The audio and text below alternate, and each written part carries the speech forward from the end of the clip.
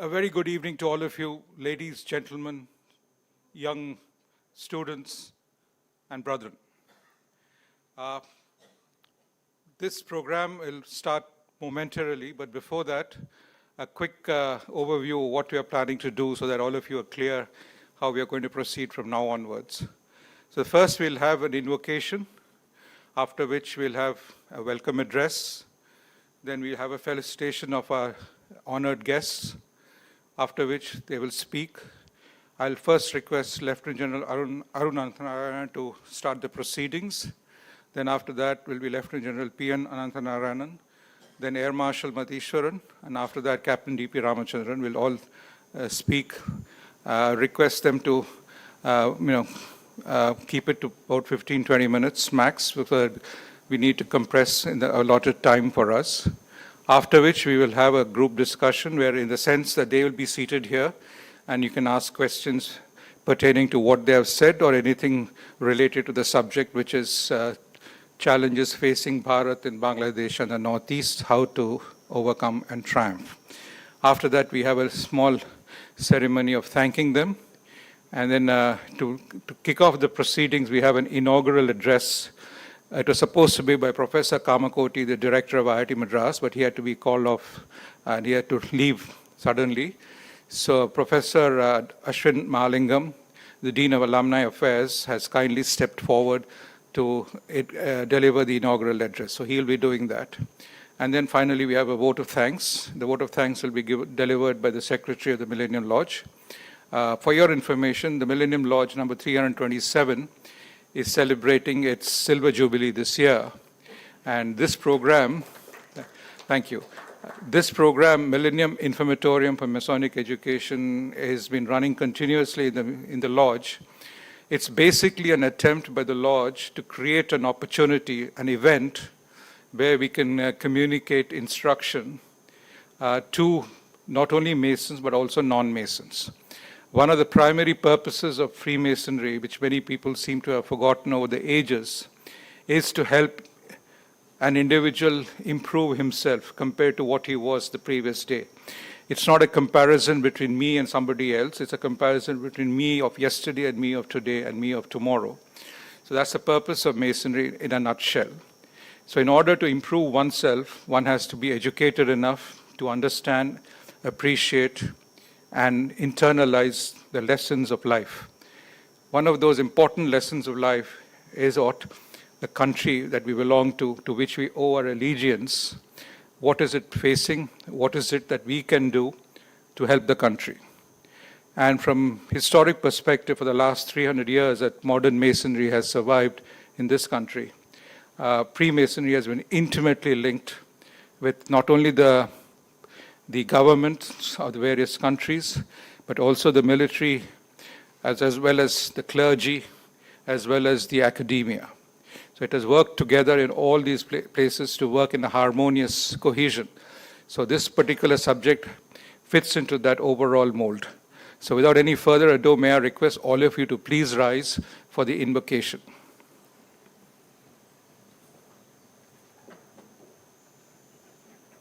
நீராறும் கடலுடுத்த நிலமடந்தை கெழிலொழுகும்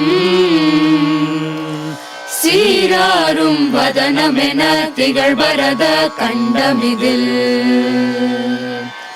தெக்கணமும் மதில் சிறந்த திராவிடனல் திருநாடும் தக்க சிறு பிறை நுதலும் தரிதனரும் திலகமுமே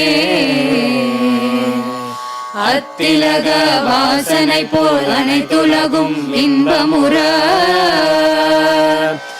எத்திசையும் புகழ் மணக்க இருந்த பெரும் தமிழனங்கே தமிழனங்கே உன் சீரிழமை திறம்பியந்து செயல் மறந்து வாழ்த்துதுமே வாழ்த்துதுமே வாழ்த்துதுமே.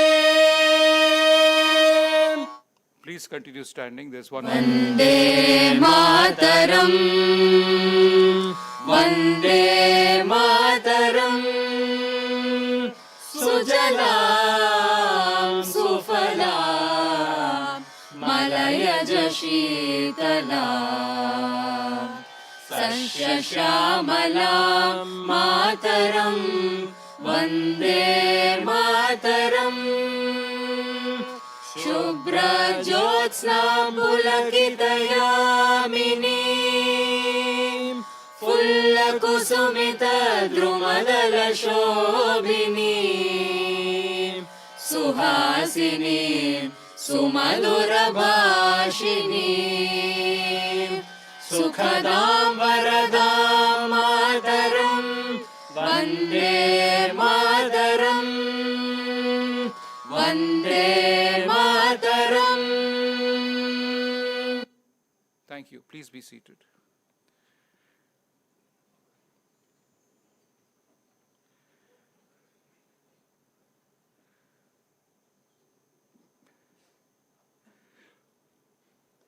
May I request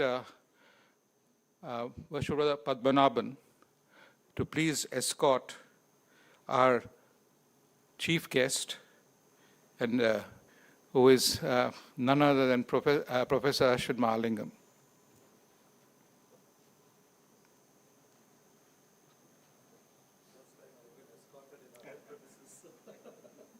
There's always a first. Thank you, sir. Thank you.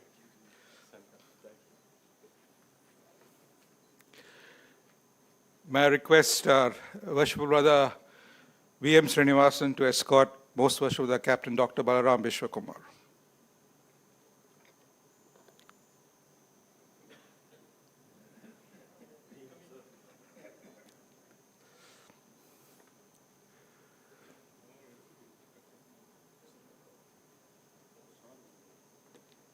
Thank you, sir.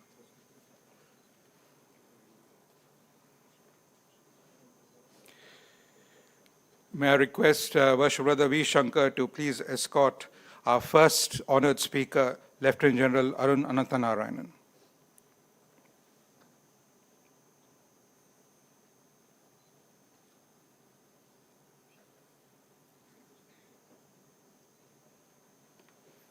Welcome, sir. Thank you.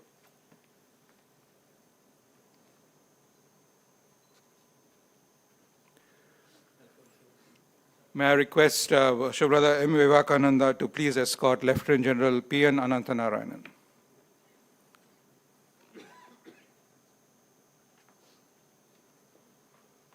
Welcome, sir. Thank you.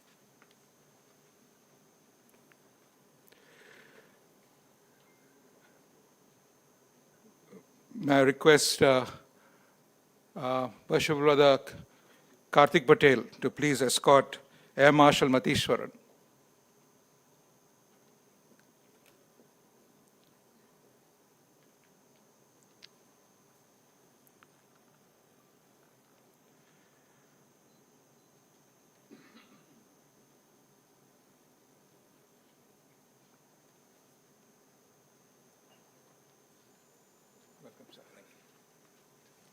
May I request Worship Brother Arul Selvam to please escort Captain D.P. Ramachandran.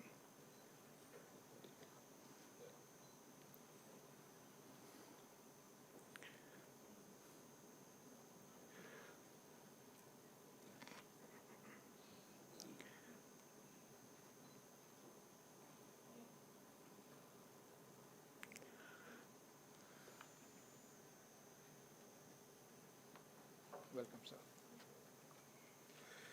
May I request Brigadier V.L. Narayanan to please escort our very gracious host from the Rotary Club of Madras Central Aditya, which is the president. There.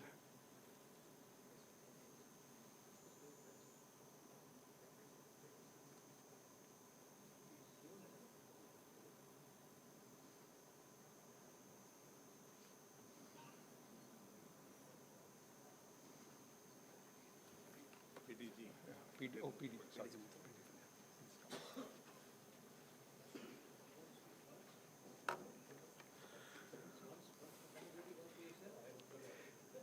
President is also there. Should we call him? No, we'll recognize him later. When the police station will recognize. Yeah. Okay. Just give me the names. Write it on a piece of paper. Give me the two names on a piece of paper.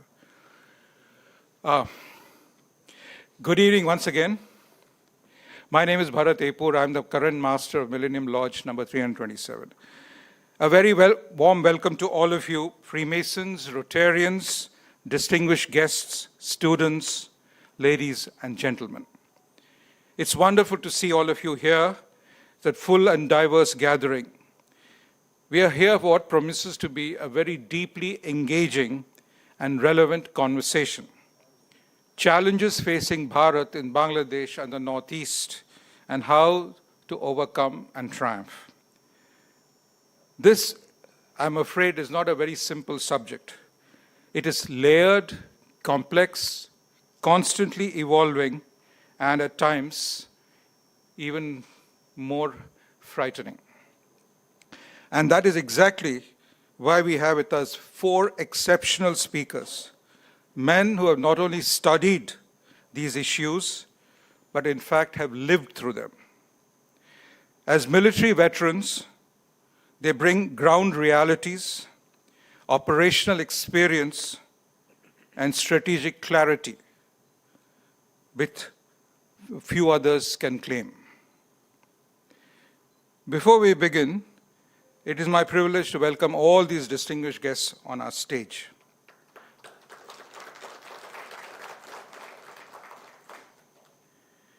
We are also deeply honored to have with us the elder statesman of Indian Freemasonry. Many of us consider him the Bhishma Pitamaha, which is Most Worshipful Captain Dr. Balaram Vishwakumar, recipient of the Order of Service to Masonry, past Grand Master of the Grand Lodge of India, and past Regional Grand Master of the Regional Grand Lodge of Southern India. He has been actively involved with this MIME program for several years now. He supports us not just by his physical presence, but his active guidance. I welcome you, sir. We are also proud that IIT Madras, my alma mater, I graduated in 1979, so it's been a long time since. But Professor Ashwin Mahalingam and I have had the privilege of shared arguments, shared good times. So he is the head of the Alumni Affairs, and he has very graciously agreed to be a co-sponsor of this event. He's given us access to this wonderful auditorium named for T.T. Jagannathan, yet another alumnus of IIT Madras. And his team, Mrs. Sunita Anu Kumar, if you are here, please stand up, be recognized. And also Aishwarya. Are you here? If you are here, please be recognized. Thank you very much indeed.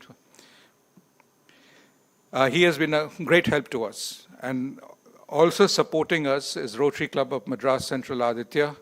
And I owe that entirely to our past Master of Lord Srinivasa Gopala, Worshipful Padmanabhan.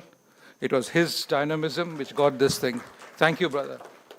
We have with us the past district governor and also the president. We shall be individually felicitating them very shortly.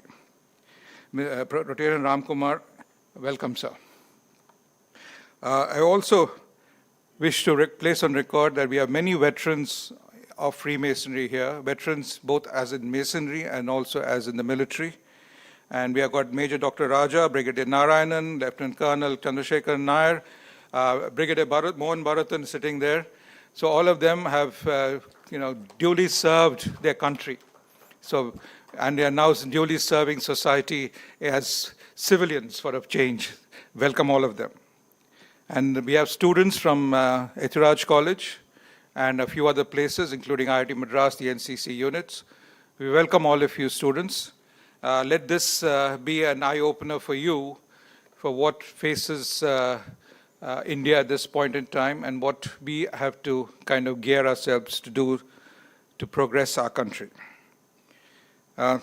Once again, may I request that some of you help me in felicitating these guests of ours.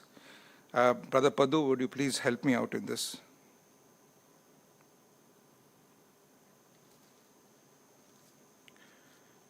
I request Worshipful Brother Shankar Vaidyanathan to please felicitate Professor Dr. Ashwin Mahalingam.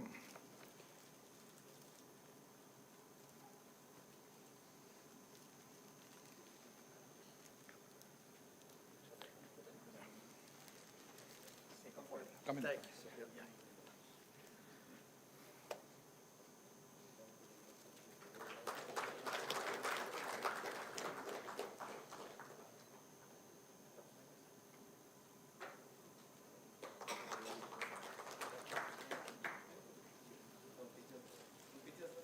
Picture. Give me that paper.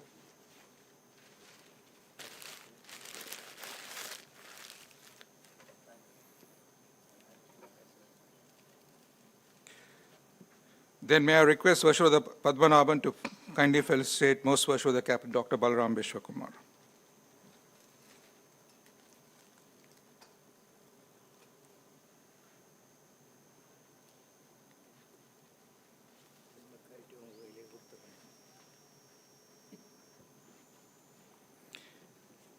Brigadier Narayanan, will you please come?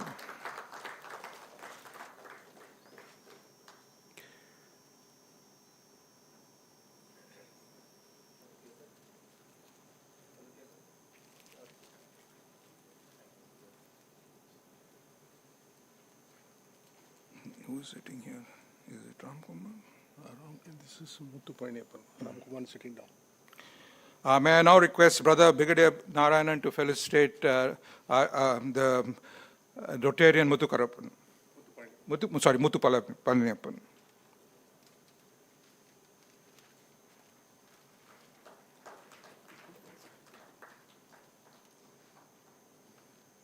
Naveen Nichani.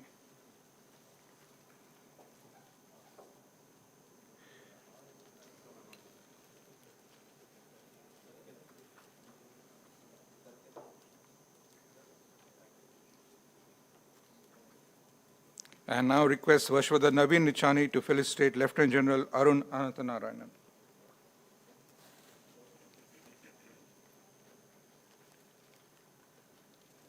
PJ Ramanujam.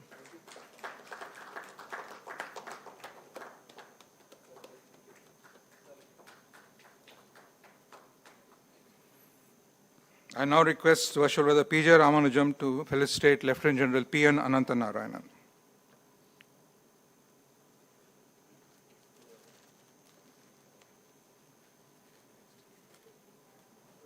Colonel Nair.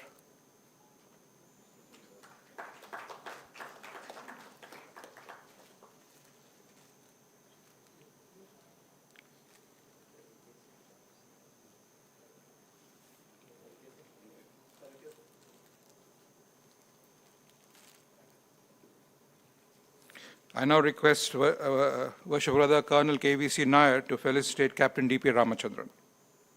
Oh, yeah, it's coming, sir.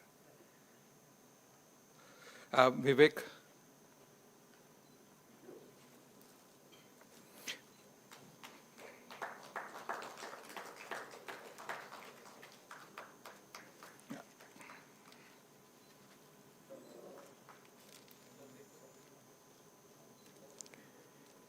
I now request Vashwada Vivekananda to please felicitate Air Marshal Matishwaran.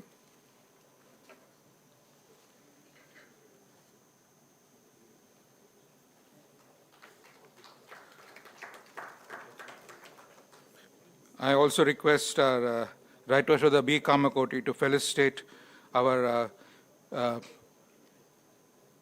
Rotarian President of the Rotary Club of Madras, Central Aditya, S. Ramkumar.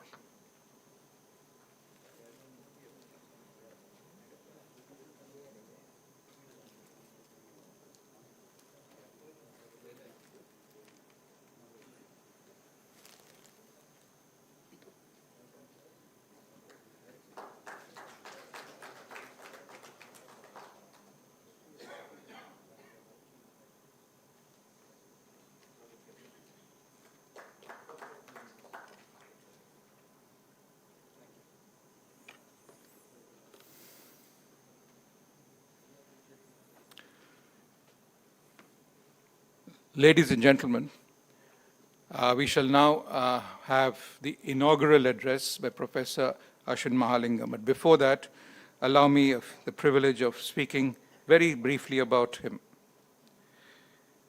He is currently holding the office of Dean of Alumni Affairs, which involves basically shaking all the alumni for their money, which he does very well, I must say. So anyway, in reality, he is an engineer, as you can expect. He received his BTech in civil engineering. That is now in the Faculty of Civil Engineering. He got his BTech here in IIT Madras, then went on to Stanford, where he got his master's, and then he went and got a PhD in construction engineering. He also helped start up companies there, and he's also helping start up companies out here.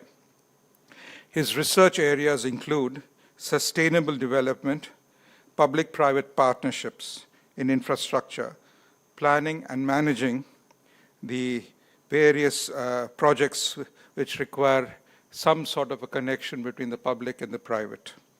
He's introducing technology in large engineering projects, and he is also one of the former heads of the IIT Madras School of Sustainability. He's also co-founder of Okapi Advisory Services Private Limited, and he serves as director on that board. He is the editor of the Engineering Project Organization Journal, which is known as the EPOJ. More important, he's an old Madras hand, and I got to know that his children were treated by Captain Vishwakumar's daughter. So that brings an even closer relationship to the entire thing. May I now request Professor Dr. Ashwin Malingam to please give us inaugural address.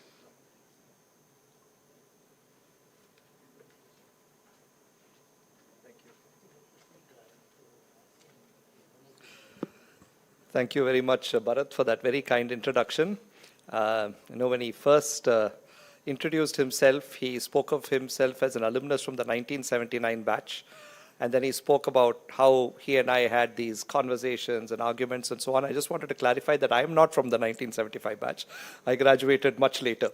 So, but it's a pleasure to have the members of the Millennium Lodge number 327 here at IIT Madras. We're very happy that we could host you. Also wanted to congratulate all of you. I believe we're celebrating the 25th year of the establishment of the lodge. So that's a wonderful milestone. I spent a little bit of time yesterday, reading a little bit about the Freemasonry movement, and it's fascinating to see how something that started off in the Middle Ages as a series of guilds, perhaps in Europe, has now become a global phenomenon used to promote society and societal equality, and things like this. And it's wonderful to see that this movement has been in India for at least 300 years. Of course, in Chennai for quite a substantial time as well. And it's lovely to see this being carried on by, all of you amazing people. And it's, again, as Bharat said, it's a coincidence and a very nice honor to be seated beside Dr. Vishwakumar, as both my children were treated by his daughter, and we used to see quite a bit of his daughter because both my children fell sick all the time. So it's very nice to meet all of you. One of the things we realized at IIT Madras, as Bharat said, I'm the Dean of Alumni and Corporate Relations. So one part of my job is shaking people down for money. Are there any alumni in the audience here? Okay, all right. So that's one less group to shake. But also it's to establish partnerships. And one of the things we've realized at IIT Madras is that, universities cannot exist in isolation. You've got to exist as part of a larger community. And as that community, consists of corporations, consists of the government, consists of the military, consists of all of these other entities around us. And to the extent to which we integrate, the stronger we are. So one of my roles is also to start looking at partnerships with people outside. And that's something that our office takes great pride in. I think as of, the world has always seen conflict. I don't think that is anything new. But things seem to have taken a different turn, say about 3 years ago when, Russia decided to invade Ukraine.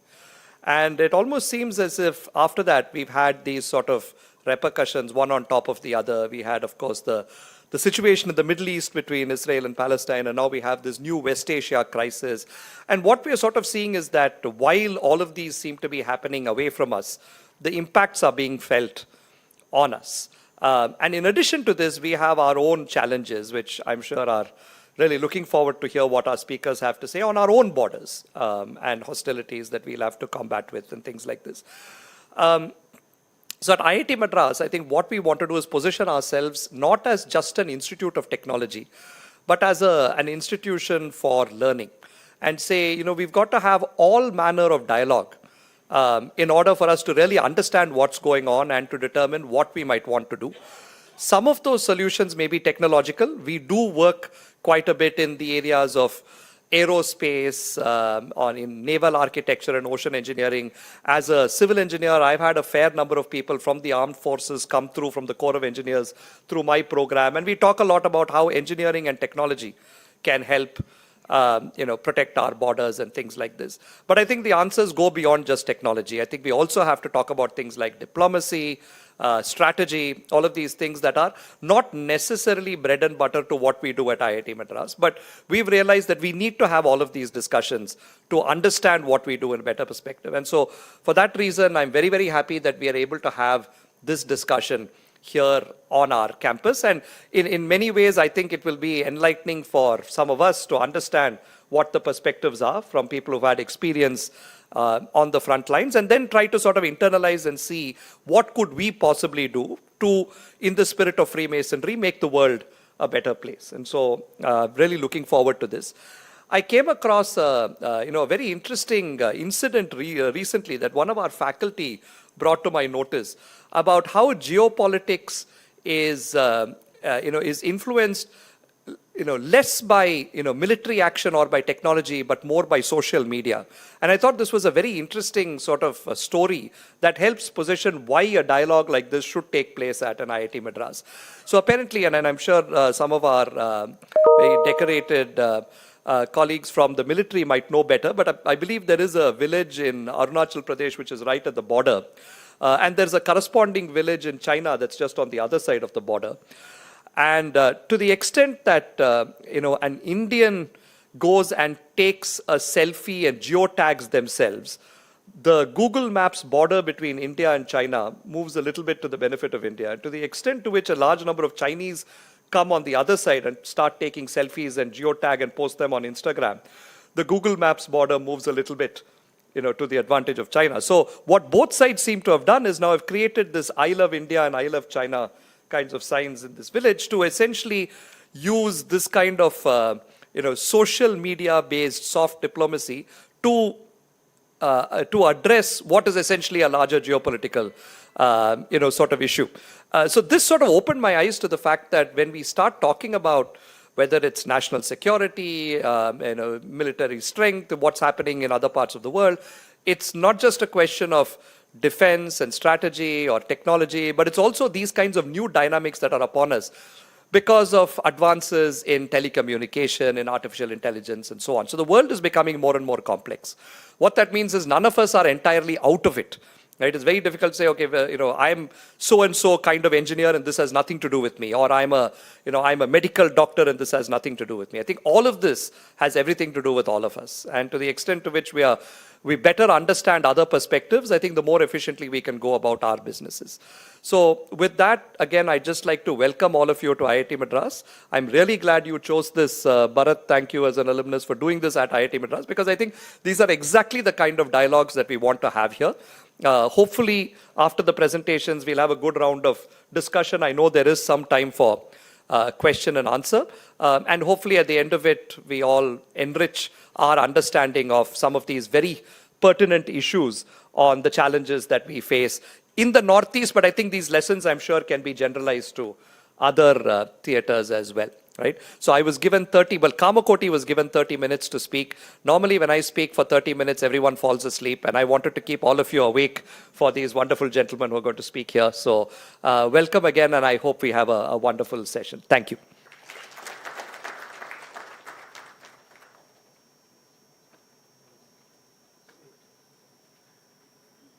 Thank you, Professor Ashwin, for that delightful inaugural address.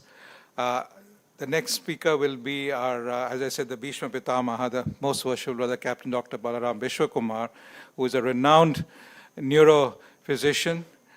He's served, as I said, he's a captain of the Indian Army. He's served in the front line.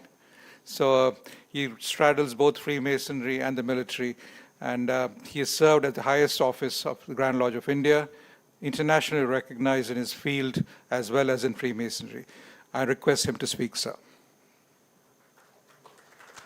Thank you, Bharat. Good evening, ladies and gentlemen, and the dignitaries seated on the dais and in front of me. I deem it a great privilege and honor to stand before you and say a few words. I shall not dwell on the subject of today's topic, but then I would like to just enlighten people who are not Freemasons here is what is Freemasonry. Freemasonry, as our chief guest addressed, it's a kind of a system which is based on morality, based on the principles of brotherhood of man and a fatherhood of God. So that means that everyone around you, everyone whom you meet, everyone who have not met are all brothers to each other. So the idea is to help each other, and in the process, you by your sense of patriotism, by your sense of law-abiding citizenry, by your humility, your deep attachment to your country, your deep attachment and a belief in a supreme being without naming the supreme being, because all of us feel that it is one God, one supreme being who created all of us, so we name him great architect of the universe. And with that belief, we work to improve ourselves and making ourselves better citizens, as Bharat said, from being what a human being you were yesterday to being a better human being today, and to dwell further into the subject of Freemasonry and with its spiritual guidance to make a better human being out of you in the coming years, so that your service to the community will be very enriched, and the community will be benefited by your presence amongst them, by your service amongst them, and your deep involvement in the affairs of the community, and making their lives a better life than what they now today live in. I'm very happy to be associated with the Millennium Lodge for more than this quarter century of its existence here, all right from the day it was born. And that time I was an officer of the Regional Grand Lodge of India, and it was a great pleasure to welcome this baby into our family. And from then it has grown into mammoth proportions to see what it is today. It has grown into a Millennium family of other branches in Masonry, encompassing all branches of Freemasonry, so that the knowledge gained in the basic principles of Freemasonry may be further enriched by involvement in the other subsects of Freemasonry. So they have been conducting this program from year to year, and it has been my privilege to be associated with them all along in various capacities. Today I'm here to just be a part of a small squirrel in the building of the Ramasetu among the giants sitting here, and they are all. My time in the army was less than about 5 years, but it was very usefully spent right all along on the Uri sector in the Kashmir area where the thick of battle took place. I was part of the Hajipir Pass operations in that army of 1965 battle. So it gave me an opportunity to see life and death in first hand, and the kind of life that you see in those areas in that point of time hardens you for anything in life thereafter. Death means nothing to you. So your life, it hardens you in your life so that you make your life most useful to others. The rest of your life, the progress that you make, however small a service in the armed forces may be for some person, it changes the character of the person, and to a certain extent that you become disciplined always, punctual always, you keep the dignity and decorum of being a citizen of that country, and having been a citizen, being a member of the armed forces.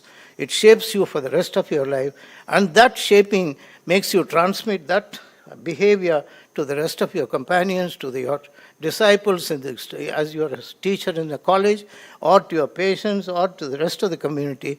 They know from your behavior that you are a little different from the others. That's what life is meant to be in the armed forces. That's what life is meant to be as a Freemason. I'm very happy that I'm here to be amongst you, I'm very eager to listen to these giants in the field of armed forces, to listen to them about a very challenging concept that we have amidst us today. Thank you.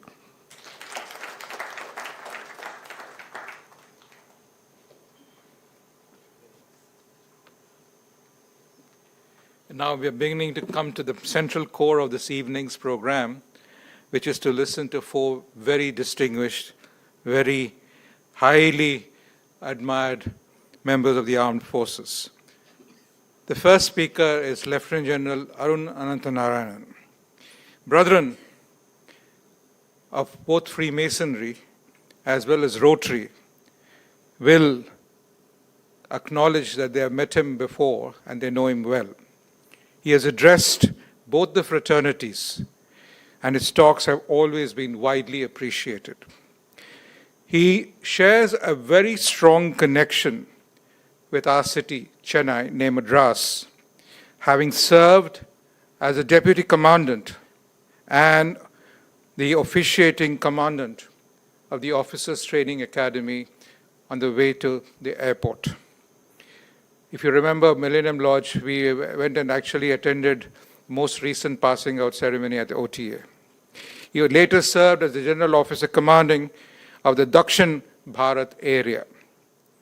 He retired in June 2024 as Chief of Staff of the Southwestern Command, and after nearly 4 decades of very distinguished service. He was commissioned into the Grenadiers, the 8th Grenadiers in 1985. He raised and commanded the SS Rashtriya Rifles, and that was in Pulwama, a name which I'm sure rings a bell in your minds, earning the Seva Medal for gallantry, and later commanded the 7th Sector of the Rashtriya Rifles in Handwara, for which he was awarded the Yudh Seva Medal. At senior levels, he commanded a mountain division and served as Director General of Strategic Planning at the Army Headquarters, shaping futures, doctrines, and the very key territorial initiatives. He has also served with the United Nations in countries as diverse as Cambodia and Sierra Leone, as well as his headquarters in New York City.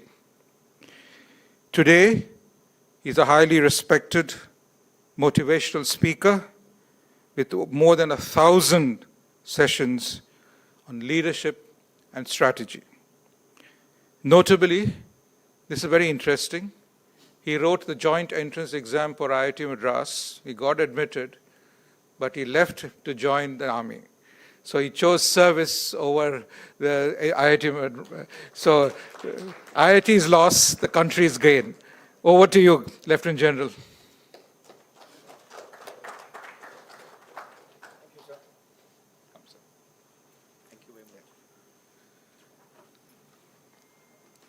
May we connect this, please? Awesome. Namaskaram, Jai Hind. Good evening, ladies and gentlemen. Thank you very much for this opportunity. So normally when I do my sessions, I tell young people, start at the destination. Tell me where you want to go, and we will make a bridge backwards from where you want to go till where you are now, so that we leave no basis uncovered. When we talk about the Northeast, I asked a young man this morning, can you tell me on a map of India where Agartala is? Can you tell me on a map of India where Aizawl is, which is the capital city of Mizoram? Can you tell me where the Siliguri corridor is? Or can you tell me what the Chumbi Valley is and where it is? Can you tell me where Doklam is? It was so much in the news, the Chinese were all over us, or all over the Bhutanese. The answer to all these questions was a no.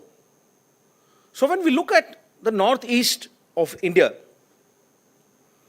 it's not just the northeast of India and Bangladesh. You can see it on your screen. But there is this big guy, he's the gorilla in the room. We don't speak of China often enough in the same breath. We don't speak of Nepal in the same breath. They are independent, sovereign countries with their own foreign policies. They affect us. We don't speak of Bhutan. We don't speak of Myanmar. And when we talk of our northeastern states, we don't speak of West Bengal.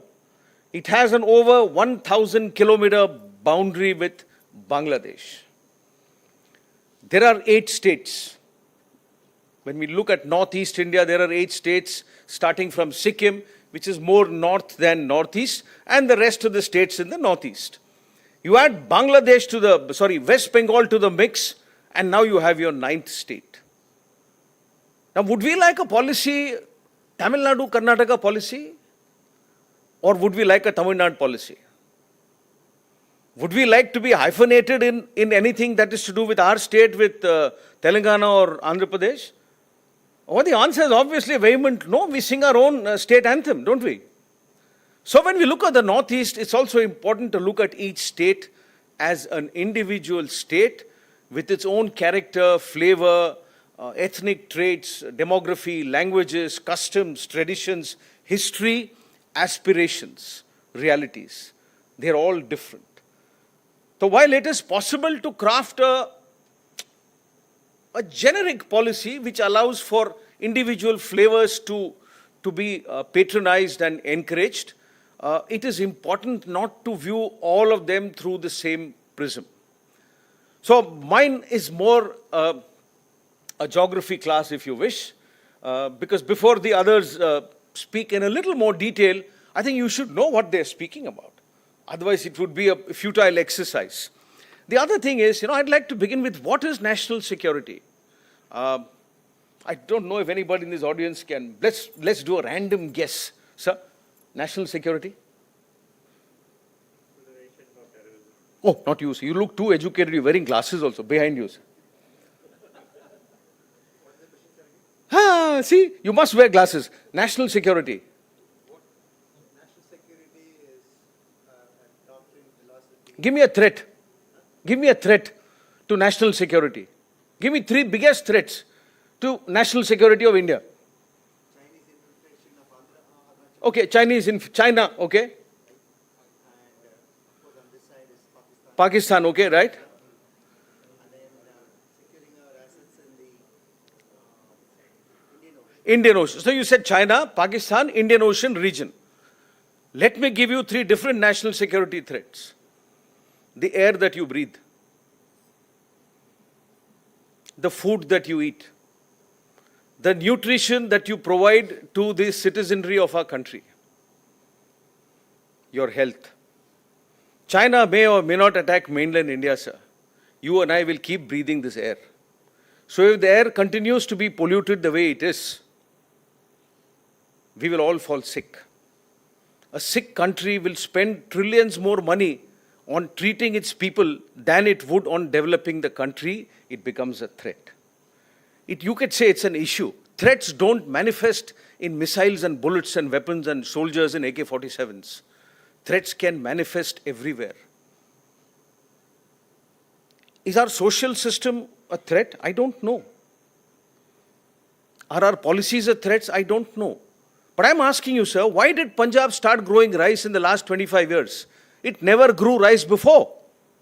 Somebody made a policy to make rice profitable for the farmer, and they all converted to rice. Now they burn that stubble, create that pollution in Delhi, and rice on its own is basically carbohydrate.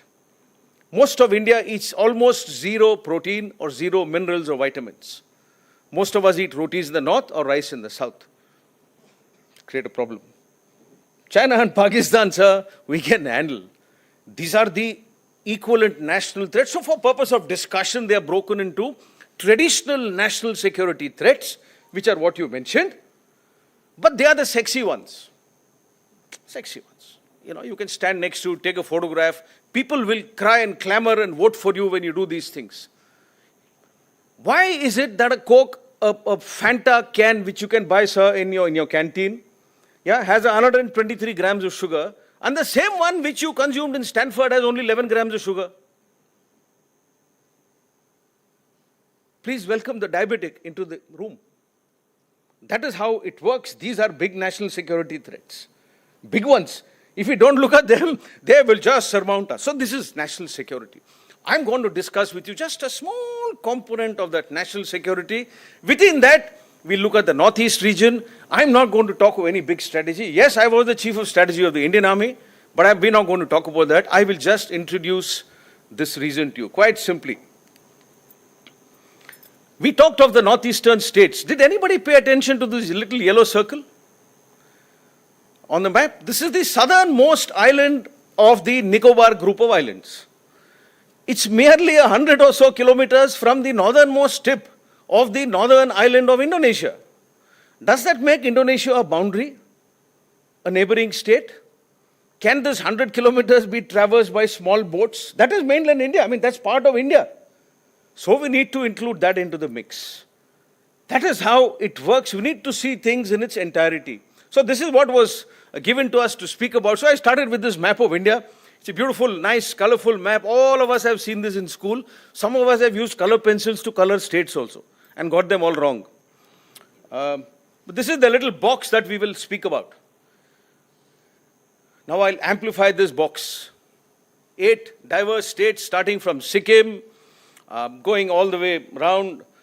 You have Assam, you have Arunachal Pradesh, you have Nagaland, you have Manipur, you have Mizoram, and then there is Tripura. Now please look at this map very carefully. Bangladesh is almost completely surrounded by India, apart from a small stretch on the southeast where it borders Myanmar. And then there is, of course, the Bay of Bengal in the south. That is broadly Bangladesh's location. Now, the text is fairly understood. The last bullet in red is what we need to speak about. There is something called the Siliguri corridor. Now, as the name goes, corridors are little pieces of land that make a connection. What is the Siliguri corridor? Look at this map. This is a slightly more, less colorful but more useful map. Look at our boundary. This red line is the international boundary of India as exists in the northeast of India.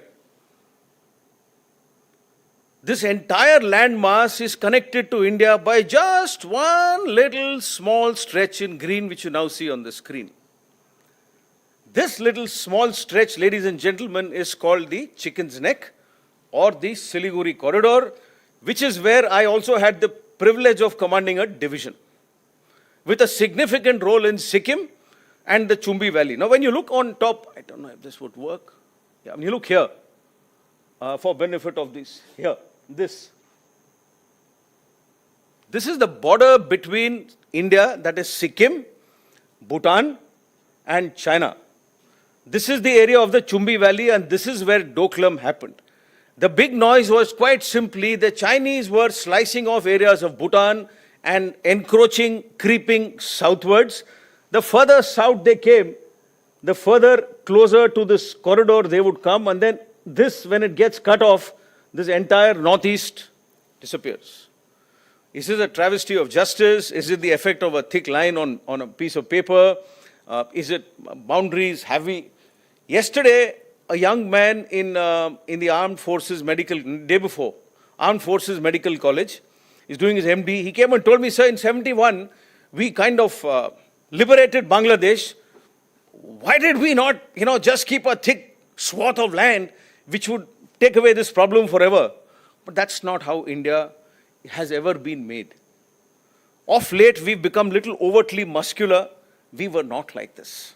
We liberated that land for them and gave it back to them. Never ever happened in history. 93,000 prisoners were handed over. Never ever happened in history.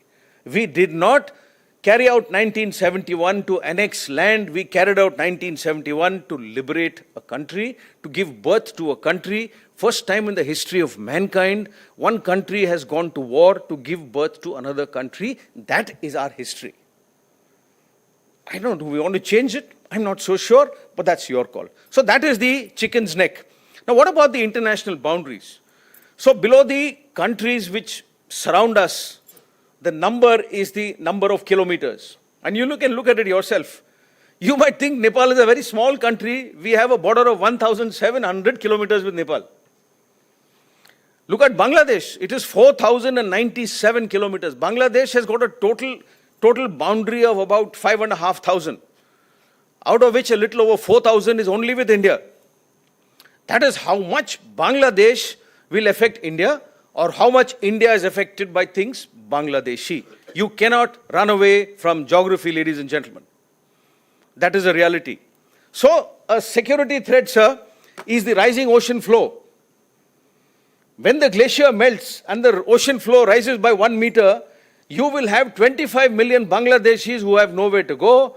And if you had paid attention in your class 8 geography or social studies, you would have heard the concept of Lebensraum, which is quite simply living space. People need space to live. And those millions have a choice of either to go to Myanmar or come into India. I think anybody will make a reasonable decision to come, westwards into India. That is how it is. No military power in the world can stop them when this happens. Will it happen? I don't know. My guess is as good as yours. So does that make glacier melt or climate change also a security threat in the future? 500%. 500%. As far as we are concerned, it is Bangladesh. Chennai will also probably go into the ocean. I don't know. Probably Mumbai will before we do. Maybe Goa will. I don't know. These things will happen in a few hundreds of thousands of years. They will happen. We got to be prepared for a contingency that may happen faster. Great. Now this is another look at the Siliguri corridor. Now please look at this narrow little stretch of land which connects India with the rest of the northeast India. At its narrowest, it's 22 kilometers, gentlemen. And its widest is 40 kilometers. That is it. For the last, 10, 12, 17 days, we've been, killed to death with the Strait of Hormuz. Now, everybody knows Strait of Hormuz has got 275,372,406 liters of seawater in it, probably, a little more. But you also know it is 33 kilometers wide. This is 22. Now, please understand, the average range of an artillery piece today is over 30 kilometers. Mercifully, both sides of this 22-kilometer gap are what are reasonably friendly countries. One side is Nepal, another side is Bangladesh, but you must know today, ladies and gentlemen, 80% of Bangladesh's defense capability is of Chinese origin. A lot of their Chinese armed capability is offensive in nature. It's like a submarine. Why on earth would Bangladesh want to acquire a submarine? A submarine is a weapon of great stealth. It's a weapon of offense. Why would you want it? But it's there.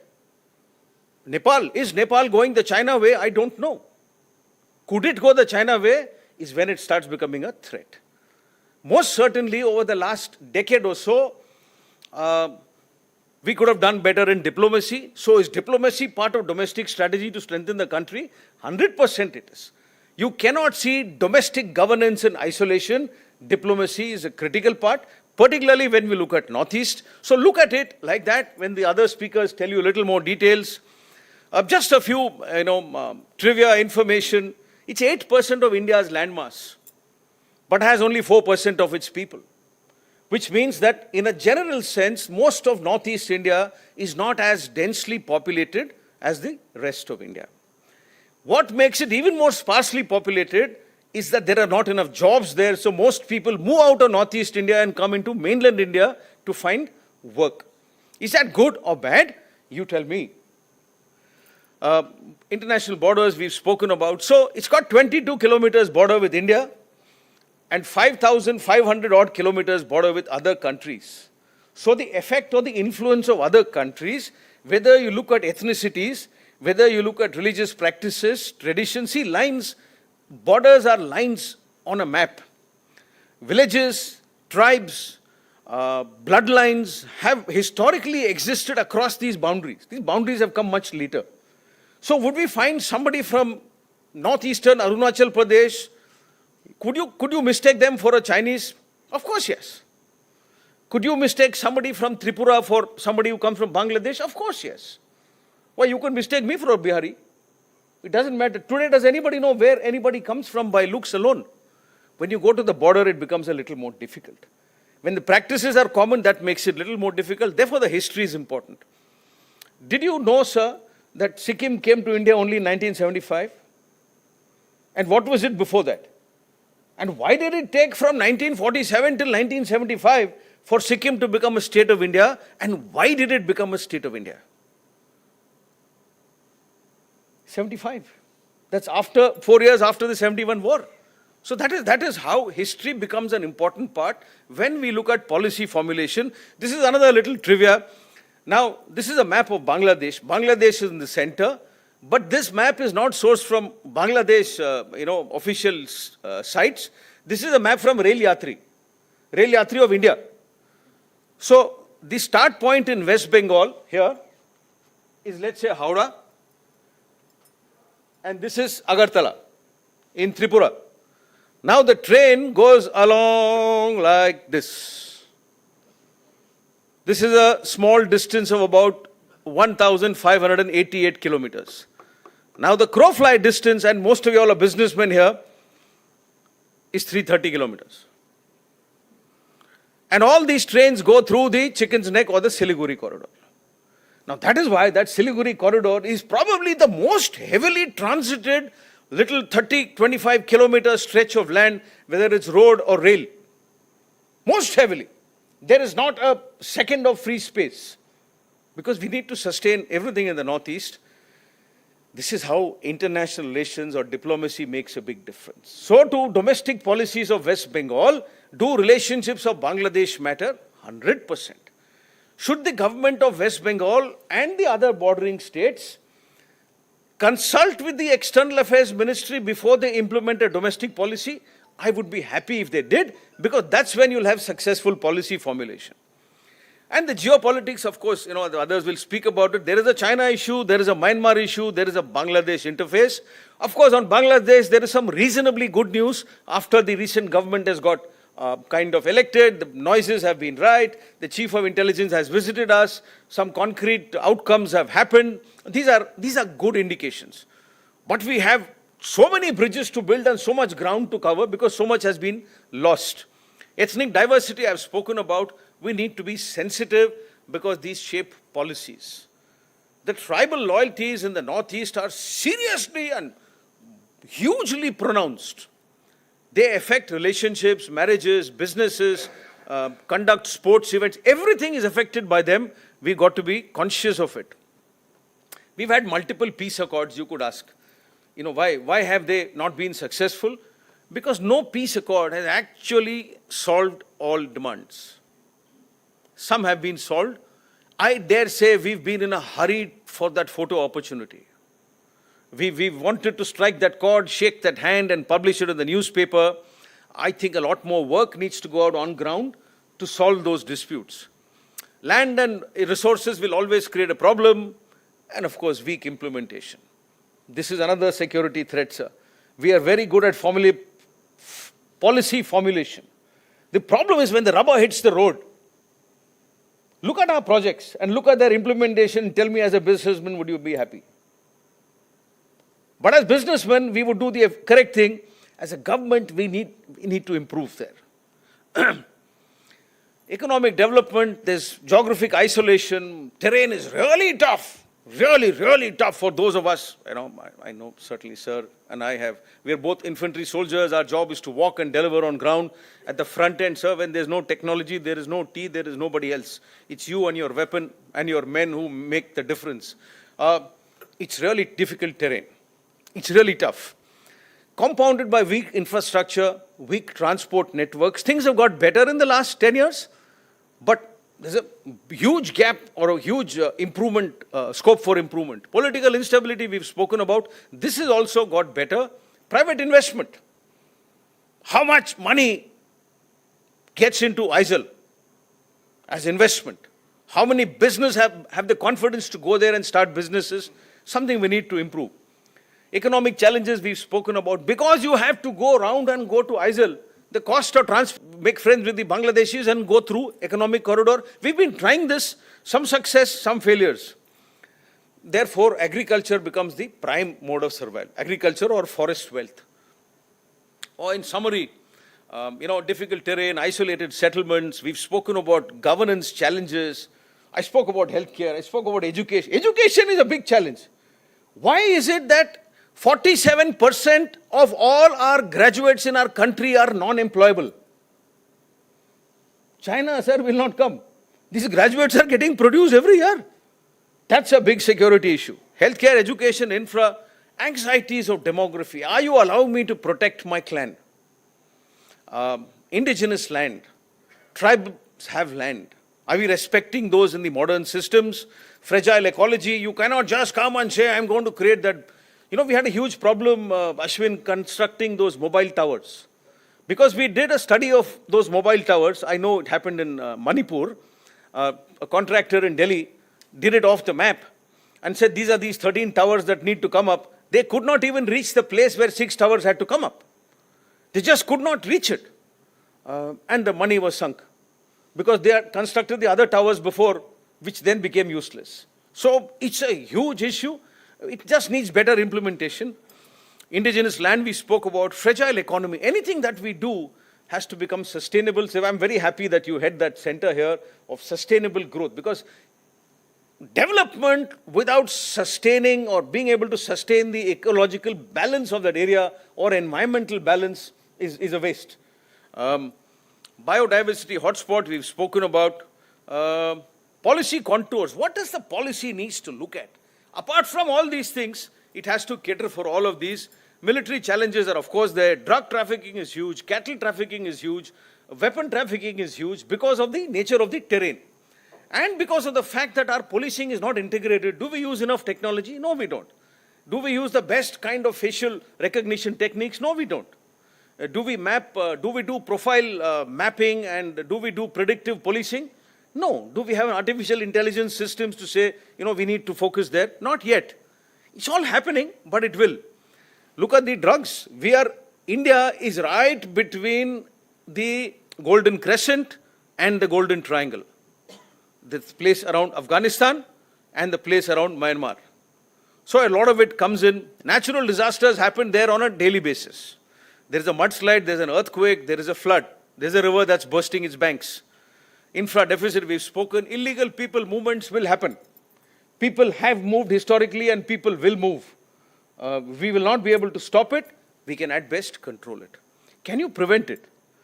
If you invest more in Bangladesh, if more people in Bangladesh get employment in Bangladesh, will they stop coming to India illegally? Probably yes. I don't know. So this is something where policy meets circumstance on the ground. What's the way ahead? Multiple sectors which actually have great scope, projects which enhance connectivity. Do you know that internet connectivity is amongst the worst in the Northeast? Telephone connectivity is amongst the worst. There's still probably many of them in 3G. And here you're looking at 5G, free network and ABC. That's part of India. We need to fix it quickly. We've spoken about all of this. We have to ensure that the people of Northeast India feel like Indians. We have to make them feel like Indians. You cannot say, sir, wo chinki hai. Chinki nahi hai. He or she is from Mizoram, or from Manipur, or from Nagaland. Not a chinki. Understanding, dialogue and cooperation are critical. I've said whatever I had to say. It needs to be a synergistic approach between the military requirements, diplomacy, and the local requirements, which is development. What we need to remember, ladies and gentlemen, is quite simply that the solutions to issues in the Northeast and or emanating from Bangladesh or Myanmar will not be only internal. This is where you can reach me. Thank you. God bless.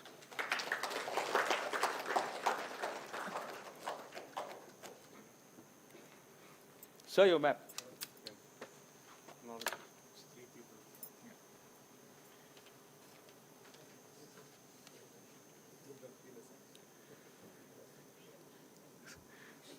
Now, ladies and gentlemen, you will agree with me that that was an eye-opener for all of you. Some of you who were dozing off probably are jerked out of that somnambulism. Thank you, Lieutenant General, for this.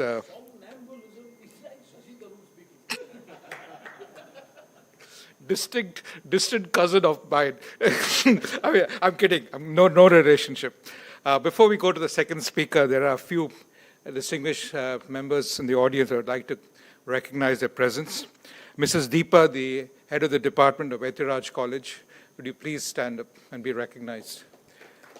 Thank you. Thank you for bringing all the things.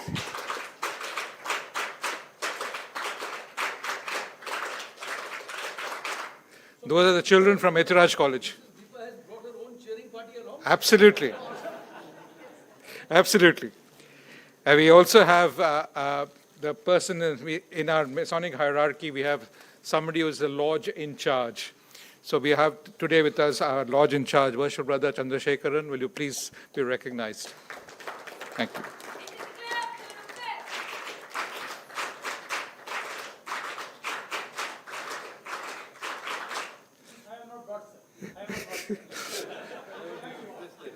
This is something like the Masonic fire which we have. I think we can learn from you guys. We also have the Secretary of the Madras Central Aditya, Rotarian R.S. Ramesh. Thank you all for being here.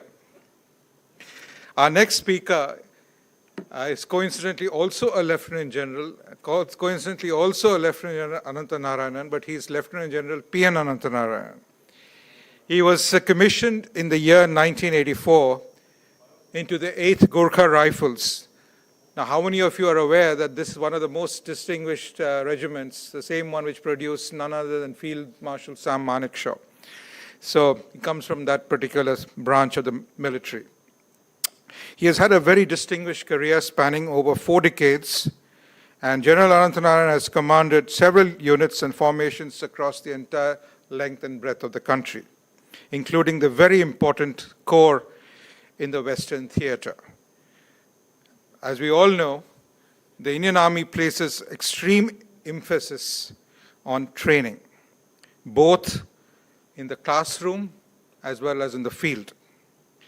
At the heart of this effort is the infantry school at Mau, the premier institution responsible for training infantry officers and soldiers.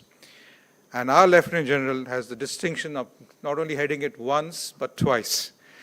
And he has also served in the Northeast, where he commanded the famous Blazing Swords Division, a key formation about 2 decades ago to strengthen our defenses in the West Arunachal border.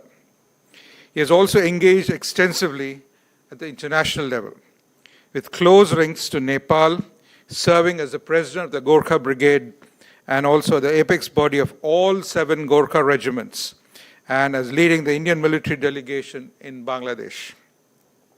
A highly decorated officer, he continues to contribute through leadership, strategic thought, insight, and more importantly, thinking for the future. Ladies and gentlemen, please join me in welcoming Lieutenant General P.N. Anantanarayanan.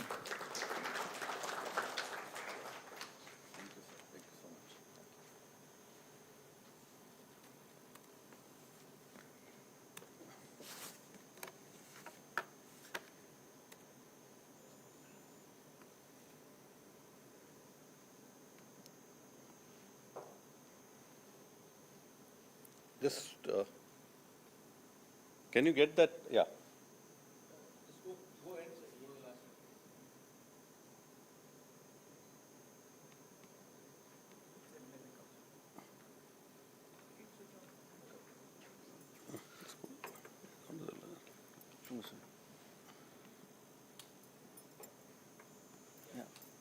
Thank you. Thank you, Arun. Right. A very good evening to all of you and distinguished guests here, guest speakers here on the dais. Well, you know, one Anantanarayanan is good enough, but Anantanarayanan square, well, that's something which you all will have to bear today. Probably this is the first time I'm also on this same stage as that of Arun. And, well, you know, my first year of, when I got commissioned, my first posting was in Mizoram. We were on the Bangladesh border. And how many of you are aware that there was something called as the Mizo National Front, which was operating, you know, and they were operating from the other side, from the Chittagong Hill Tracts.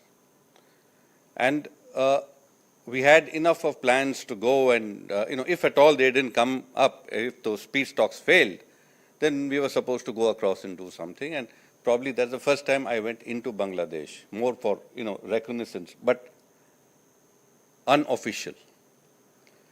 The second time was while doing the NDC course, again, we went on this, you have a neighboring country visit, and that's the time we went to Bangladesh again and spent 4 very fruitful days there. And you all must be aware that we have a number of Bangladeshi officers who come and attend courses of instructions here in India, and we also send our officers across there. So now, this just as a backdrop, I'll just give you some basic information. This is primarily for the youngsters who are sitting here. As Arun had already brought out, it's mainly bordered by India with a small portion of Myanmar. In 1947, when the partition took place, East Pakistan, West Bengal came into India, and East Pakistan was linked to West Pakistan, and it was Pakistan, though they were separated by more than 1,000 miles. A lot happened primarily because of the distance, and primarily because East Pakistan was Bengali heavy, and they had this huge language issue, which led to a lot of riots in '62. And when martial law came into place in Pakistan, that's the time they exerted their so-called might in East Pakistan also. In 1970 elections, the Awami League, they won the majority, but which Pakistan refused to accept. When I say Pakistan, the West Pakistan. And that's when, in the month of March 1971, then East Pakistan declared independence. And that's what led to, the genocide and the atrocities that was committed on them. And I'm sure, I don't know how many of you would have heard about the Mukti Bahini that was created. And thereafter, which led to the 71 War of Bangladesh, which is also called the Liberation War. As Arun said, this is one war which led to the birth of a country, and that country was none other than Bangladesh. Sometimes people wonder as to when we have created Bangladesh, why haven't we exerted our authority over it? Why haven't we left something behind there to ensure that it remains, favorably inclined to us?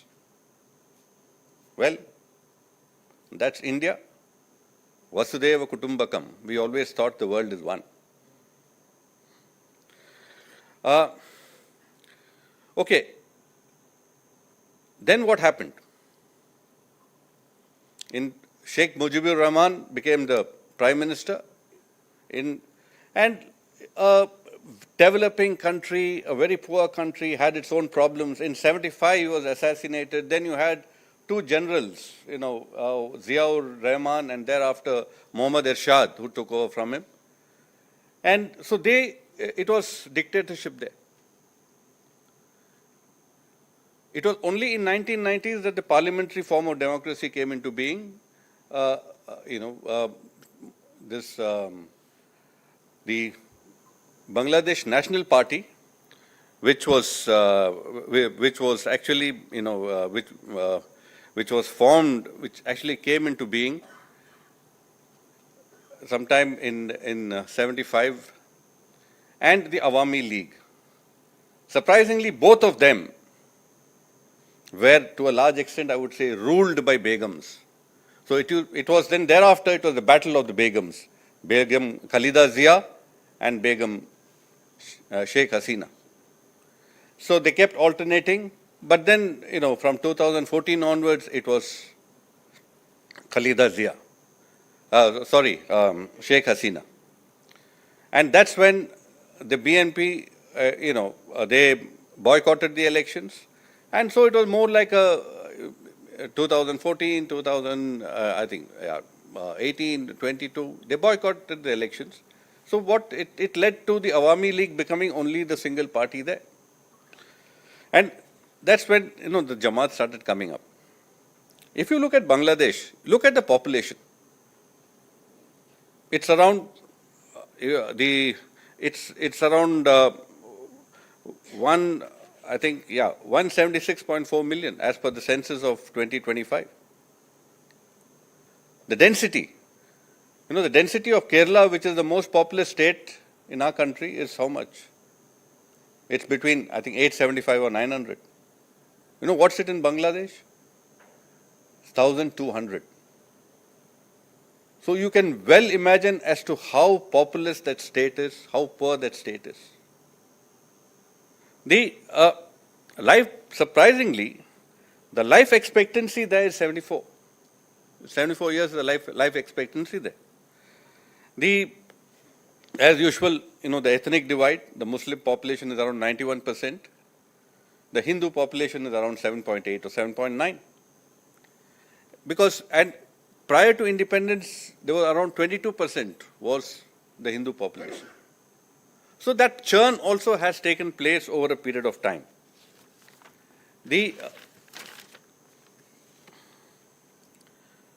Surprisingly, secularism also was introduced in 2011 into the Constitution, primarily to say that you can practice whatever religion you want.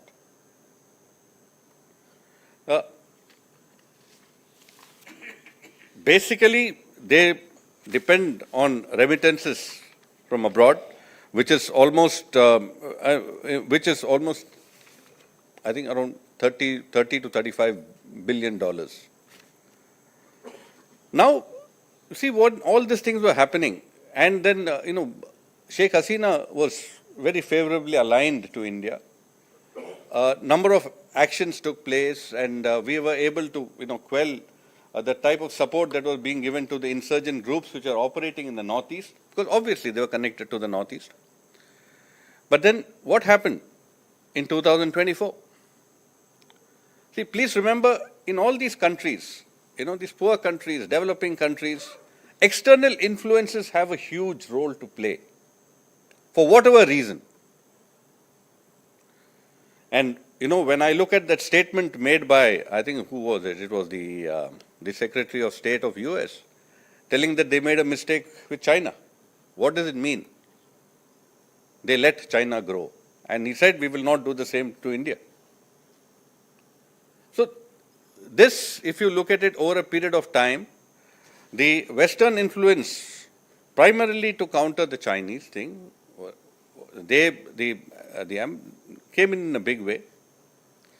And that is how, you need a sort of a catalyst to bring about a revolution. And what was that catalyst? When they announced 30% reservation for the dependents of these, people who took part in this so-called war of liberation,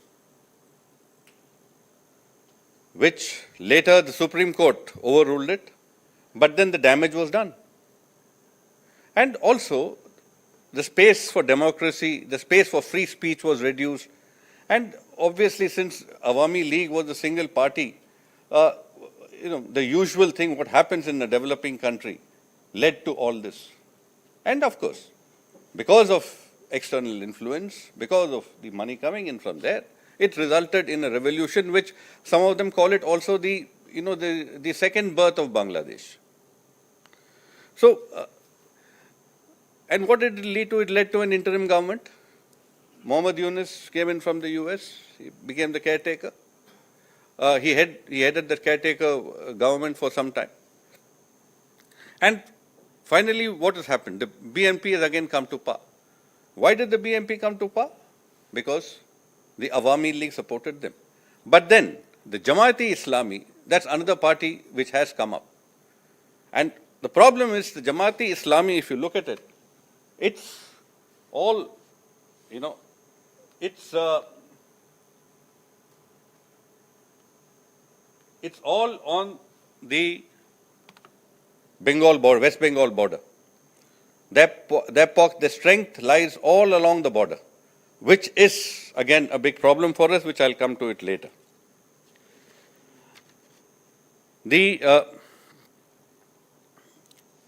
Whatever it is, the coming together, of course, this is all, all back channel work that has happened.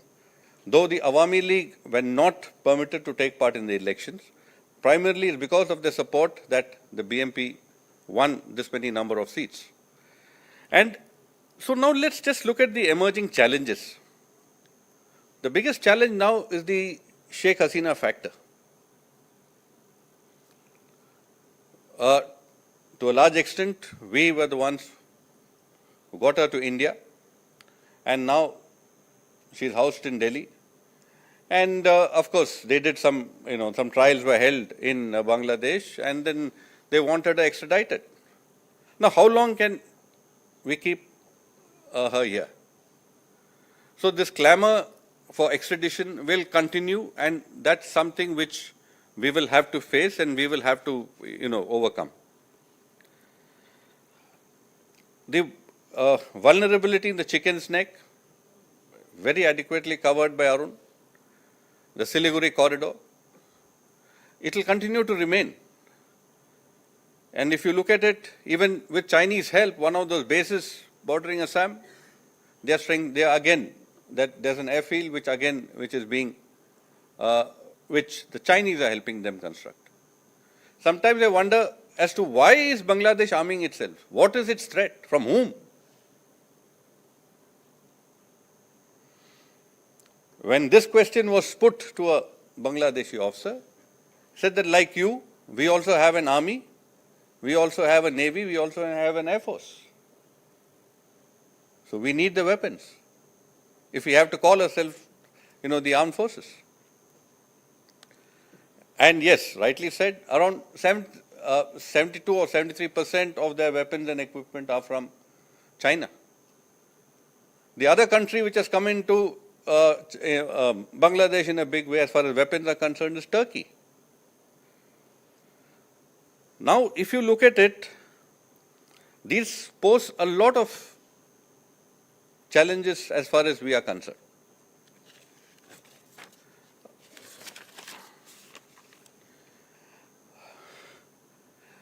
The border control. While we did have this grandiose plan of again putting this, those fences all along the border, but we've not been able to achieve, there are a lot of gaps, primarily because Bangladesh is a total riverine terrain. You cannot, unlike what we have done to a large extent in J&K, there, because of the change in course of the rivers as well as all the deltas, the tributaries that go in, the marshy land, it's very difficult to actually fence the entire border. So there are a large number of places, especially towards Tripura, towards Bengal, towards Assam, where smuggling, drug trafficking, and all the other things are. It's very difficult to put a stop to this, and this is something which we have to look at it very seriously. Well, they've also been talking of the rise of Islamists there in Bangladesh. And also the type of atrocities they were committing on the Hindus. But when I spoke to some people there, I do have some friends there, they said that it was not that much the way it was projected in the social media. Like somebody rightly said, yes, social media is a huge weapon. And as far as information warfare is concerned, to a large extent, it can actually shape the opinion, and that's what is being used to start off all these, be it a riot or be it a revolution or whatever you may call it. The Chinese presence, if you look at the entire, if you look at the Chittagong, there are a whole lot of SEZs which are there, and all those basically textile, they are basically the finished garment making industries. All of them are owned either by the Chinese or the Koreans. But what have the Chinese done? For every 10 Bangladeshi they employ, they have one Chinese. So there are almost a lack of Chinese persons there in Bangladesh. And if you look at even the garment industry as such, while though they say that Bangladesh is one of the fastest growing economies, but that's primarily because of the garment industry and the remittances that come in.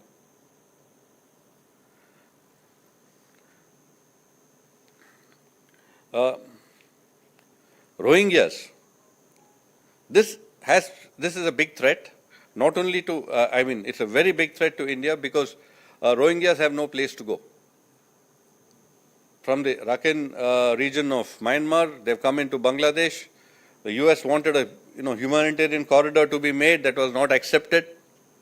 So what is happening? The Rohingyas have to find some other place to go. They've been all pushed towards the Cox's Bazar area. And it'll be very interesting to know that there are a large number of NGOs operating there. And the biggest NGO is actually a Turkey-based NGO. And who's heading that? Erdogan's wife.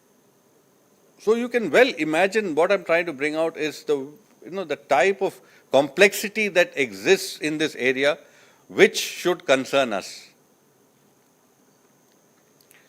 The other issues which, if you look at the way ahead, they are now looking for a reset. There's been a lot of exchanges that have taken place. Surprisingly, if you noticed, that anti-India rhetoric is no longer there. When after the elections were held, our Prime Minister congratulated Tariq, and we also sent our Foreign Minister when Begum Khalida for a funeral. And after that, if you see, there has been a lot of interactions that have taken place. Like you mentioned, the DG intelligence of theirs was here. They've had a large number of talks, and also the High Commissioner of Bangladesh. He also says that they are now looking for a reset. They know they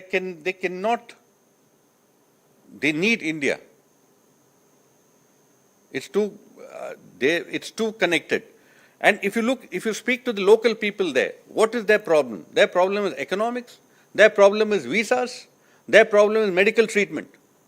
They were all rushing to Calcutta for medical treatment because they speak Bengali. While the Chinese said that we're willing to give them free transportation, free medical treatment, but they are not going there. They still prefer to go to the Bengalis. So that is the cultural linkage that still exists, which we must continue to maintain or strengthen. Of course, there are this Ganga water issue that has to be renegotiated in 2026 because 30 years has passed. And of course, the Teesta River. These two are small. These are issues which can be handled, which I'm sure in the coming years will be handled. The only problem is, please remember, Teesta, water is a state subject. So the West Bengal government also has a big role to play. We thought we had almost reached an agreement, but it was turned down by the West Bengal government. So these are certain, internal dynamics also which we have to factor in when we look at Bangladesh. Right?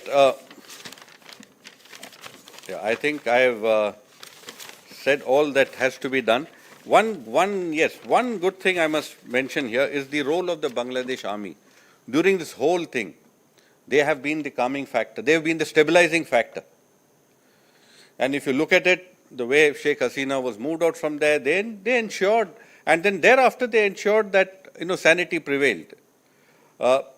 They took on all the policing duties, and they ensured that all these that the elections to a large extent was primarily because of the role of the Bangladesh army. A lot of positive initiatives have happened. Recently, we supplied, I think 4,000 tons of diesel to Bangladesh, and they are looking for some more, which I think we have said that we will do so. So, what I would like to say in the end is that while Bangladesh can pose a lot of challenges for us, can pose a lot of problems for us, the fact is we have to live with them. And we have to see as to how best we can leverage the type of connect we have with them. Thank you so much. And if you have any questions, I'm sure during the question answer session we will take it on. Thank you.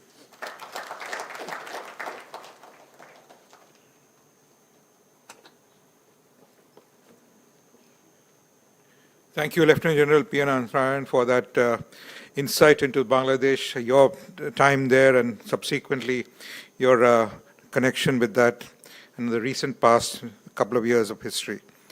Our next speaker is Air Marshal M. Matheeswaran. He was commissioned into the Indian Air Force in 1975 as a fighter pilot.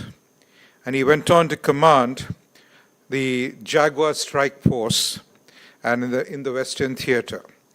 During his command there, the squadron was able to fly over 2,500 accident-free hours, during which he was decorated with the Vayu Sena Medal. He's a fighter combat leader and an experimental test pilot. He has flown over 3,200 hours on more than 40 types of aircraft, including fighters, transports, and helicopters. He has also commanded the prestigious Aircraft and Systems Testing Establishment. Over a very distinguished career, he held several key operations and strategic appointments, including roles as the Air Officer in Charge for Maritime Air Operations as Senior Air Staff Officer in the Eastern Air Command. He's an accomplished scholar. He holds a PhD in Defense and Strategic Studies from the University of Madras and has also studied at Harvard's Kennedy School of Government. Post-retirement, he has continued to contribute as a strategic advisor to Hindustan Aeronautics Limited, as well as the Federation of Indian Chambers of Commerce and Industry, FICCI. He remains a respected voice in India's defense and aerospace ecosystem. He is the founder of the Peninsular Foundation, which is a Chennai-based military and strategic think tank. I now invite Air Marshal Matheshwaran to address us.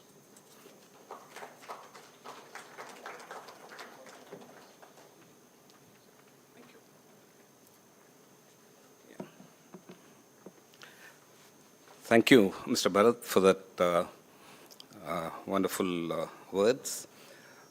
Distinguished colleagues on the dais, all the Freemasons, Rotarians, distinguished guests and students there. It's a great pleasure to be here, and a very important topic, and I think General Arun and General Anant have laid the foundation extremely well. It's also the first time I'm attending a Freemason event, although I know a lot of people who are Freemasons and have been interacting quite well. And therefore, I was also quite curious and interested in seeing how it was, what is being discussed as well. Well, let me, given the background that I come from with the Air Force background, quite obviously I'm going to focus more on the aerial aspects of it.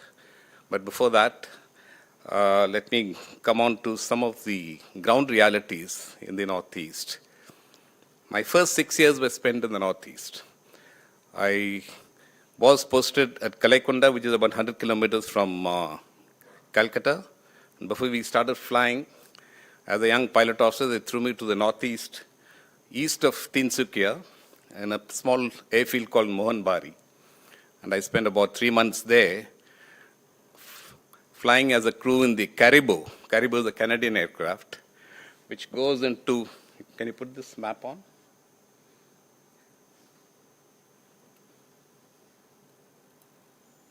Okay, which goes into the extreme northeast hills and go doing air maintenance. Since 1947, much of our border regions, whether it's in the Himalayas in Kashmir or in the northeastern region, the military as well as villages here would survive only through air maintenance. Right? So here was a Caribou that will fly into the valley there, very narrow valley. Caribou is a very well-known Canadian aircraft which could maneuver around extremely well into the valleys and turn around, drop the load. They would all be packed and go down in the parachutes down to the ground. Some of them may actually split and go wasted, but all that is catered for. So I spent the first 6 months, 3 months there, and then came back, and then I was posted in Tezpur as a fighter pilot there, and it's a fabulous experience. Things that strike you in the Northeast is the clean air, exceptional greenery, and a phenomenal, area, different varieties of people as well. But of course, all that changes with developments coming in. First 3 years I spent in Tezpur, and then I moved to a place called Hashimara, which is equally in the back of beyond. You had this railway line from Delhi going through Hashimara. All trains would go at midnight, and the station would be empty. Station master would come with a lantern announcing Hashimara, Hashimara. People would be sleeping. So if you miss that noise, you would miss the station and you will go off somewhere else. Right? So that was a kind of a development we are talking about in 1975 to 1981. People were quite poor. Right? Tea estates were very wealthy, handled by wealthy people, but a lot of workers had their own problems as well. And therefore, we are looking at the Northeast in a certain fashion since 1947, and when one of the points that were raised as to addressing the economic situations, why was the development slow, etc., I think we need to understand what happened before 47 and what happened after 47. If you see this map, Bangladesh did not exist. There was a lot of economic activity in the Northeast, primarily agriculture and tea. And the tea would flow to the International Tea Trading Center in Darjeeling. And much of other products, jute and agricultural products like wood, etc., would flow down to Chittagong, which is the major port. So post-47, you had a new country planted there, and you had a Northeast that was completely cut off in terms of economic lifelines. The tea, of course, had to come to Calcutta all the way down. And of course, as Arun explained, the railway lines had to go through such long routes, rare trains. So the economic conditions were quite challenging. And given the other challenges in the rest of the country, the Northeast was almost forgotten. When we were posted to Eastern Air Command, we would call it as Far Eastern Air Force. And we were also forgotten to some extent to that extent. Right, so this was the mindset which also contributed to a slow development. Administration was also not going deep into the areas where people required. Plus, the number of tribes are phenomenal, and therefore to be able to reach out to them, understand them, and then develop the governance were also challenging. So Northeast remained in that pattern for quite some time.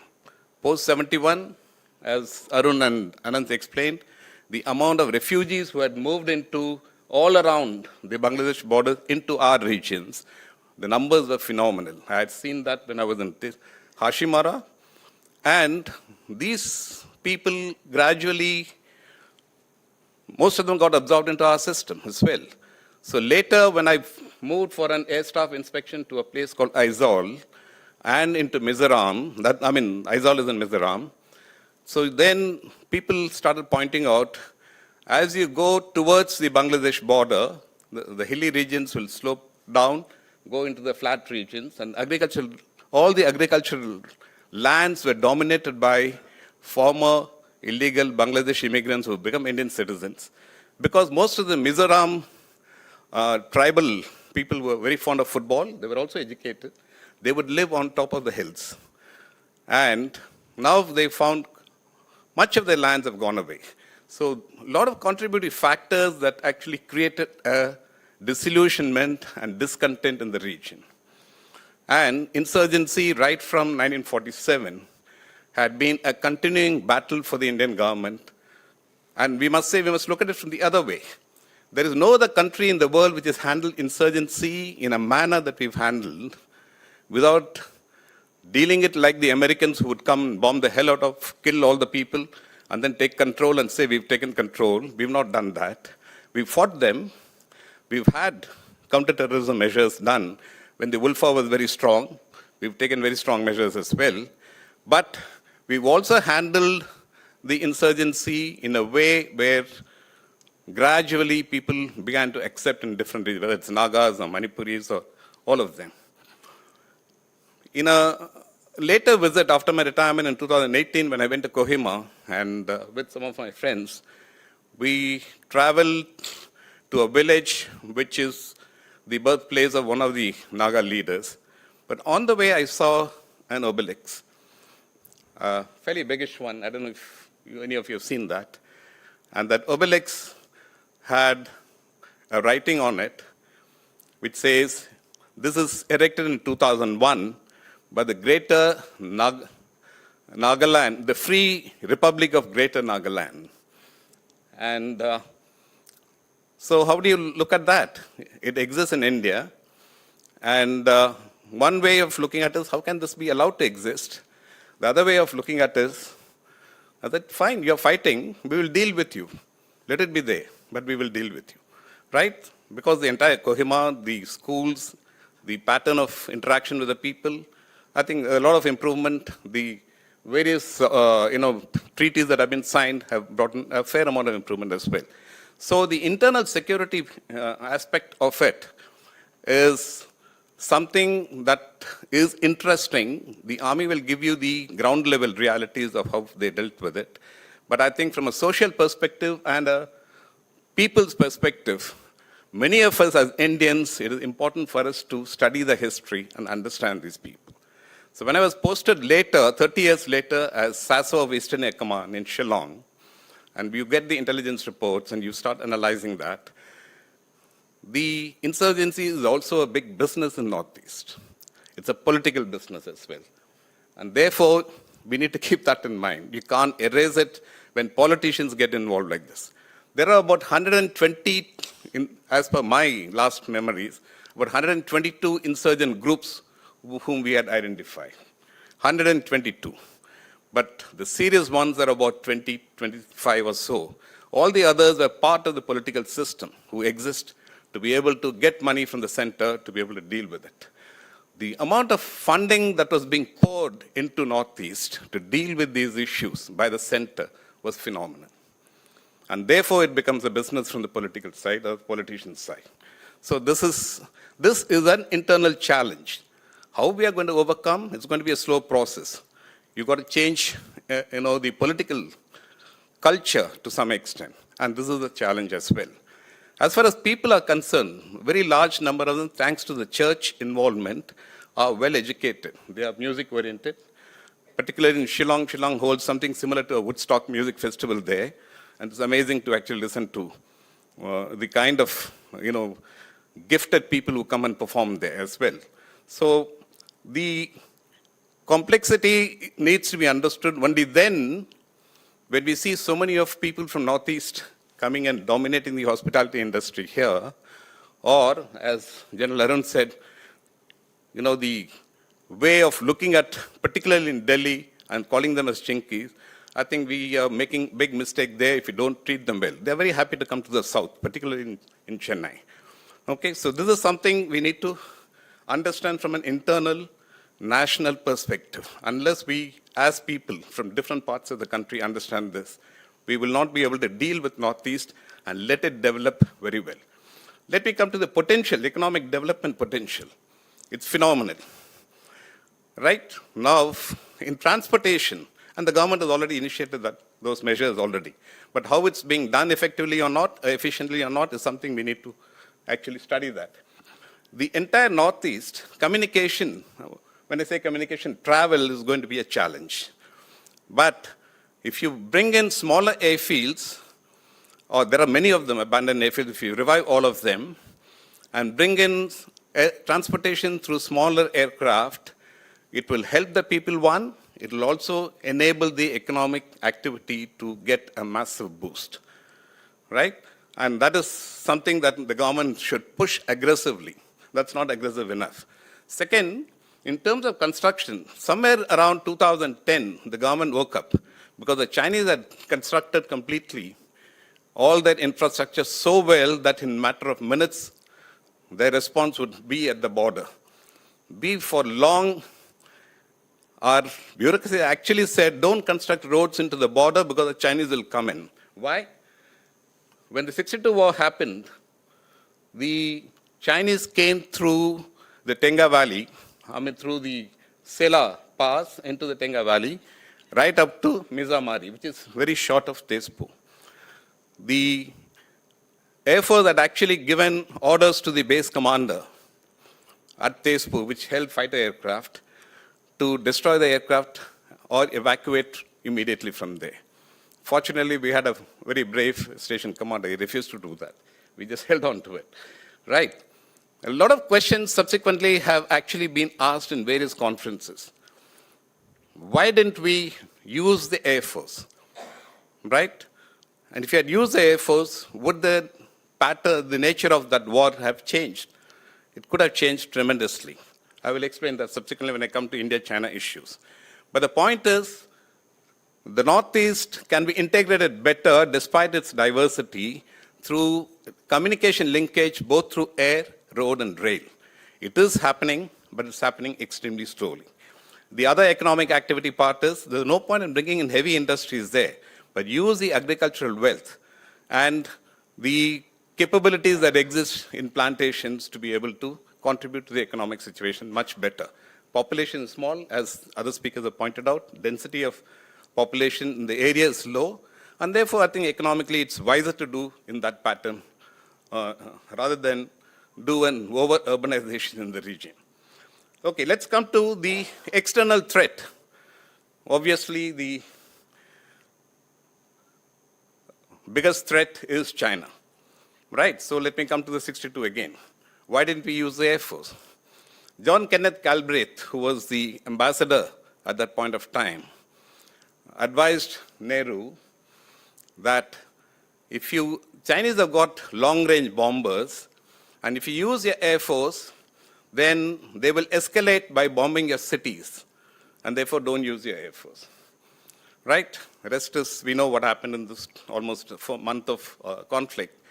In November 20th, ceasefire was ordered by the Chinese. On November 19th, the Indian Prime Minister writes a letter to John F. Kennedy. You go to Kennedy Memorial Presidential Library, you will see that letter there. And writes to him, the Northeast is gone. We need to recover. We need your help. Please send 3 fighter squadrons of the US Air Force, piloted by American pilots, to tackle with the Chinese Air Force. Right? I think that was absolutely humiliating. What would have happened if we had used the Air Force? Now, in the entire, along the Brahmaputra, our airfields are there on the north of Brahmaputra, that is Tezpur, Chabua, which is near Tinsukia, and of course, Bagdogra in the Siliguri corridor, and Hashimara in between. And on the southern side, you have Guwahati, Jorhat, and Aizawl, etc. are there, right? Our airfields are at an altitude of 200 meters on an average. That's almost like sea level, 200 to 300 meters, right? And therefore, it has no impact on we are talking about 1962. So we had Hunters, we had Mystiers, these are the aircraft. We could carry all its weapon load. What did the Chinese have? Their Air Force was made of MiG-15s. Not even, there was no MiG-21s with them at that point of time. MiG-19s, MiG-15s. MiG-19s are a good aircraft, fine. But all their aircraft had to operate from deep inside. They had no range to reach our borders. Why? Because the airfields in the Tibet Autonomous Region, the altitude, average altitude was between 3.5 kilometers and 4.5 kilometers. That is between 10,000 feet to 16,000 feet, right? When an aircraft operates at that height, firstly, it will have an engine problem. I'm talking about technologies of the 1960s. Engines will not start. If they switch off, starting becomes a problem. Second, taking off and landing, you have a problem, what's known as the true airspeed. You will exceed all your limits, your brakes will melt out, and you will not be able to carry any ordnance worth its weight. And therefore, the PLAF, the PLA Air Force, couldn't have played a role against us. Bombers, yes, they could have used the bombers. Bombers can have a long range. They could have. We could have dealt with the bombers. So if the Indian Air Force had been used, the story probably would have been different. Okay, that is something, historians will need to research. It will be a very controversial discussion, but the government would not want to, get involved in it. But we've learned our lessons. Post 62, we've learned our lessons. As we know what happened in 65, in 71, and in 67, when the Indian Army gave a bloody nose to them in Natula Pass, and then in 1987, in the checkerboard exercise, when Sundarji sent out a message that Chinese wouldn't take a chance anymore. 62 cannot happen anymore to us. Let's be very clear on this, right? But that, the other part, let me explain. But Chinese are not sleeping either. They are progressing very rapidly, very, very rapidly. And what's that? Now technology has evolved so well, and new aircraft like the J-10s and the J-20s of theirs, they all can operate at these altitudes very comfortably, 3.5. So what are they doing? So when I was in Shillong as a SASO, we did the exercise and with the army, in showing our, it's a strategic messaging to the other side. They followed up with their own exercise. For the first time, the J-10s were operating from Shigatse. They deployed there. These were open civilian airfields at that point of time. Yeah, I'm talking about 2011.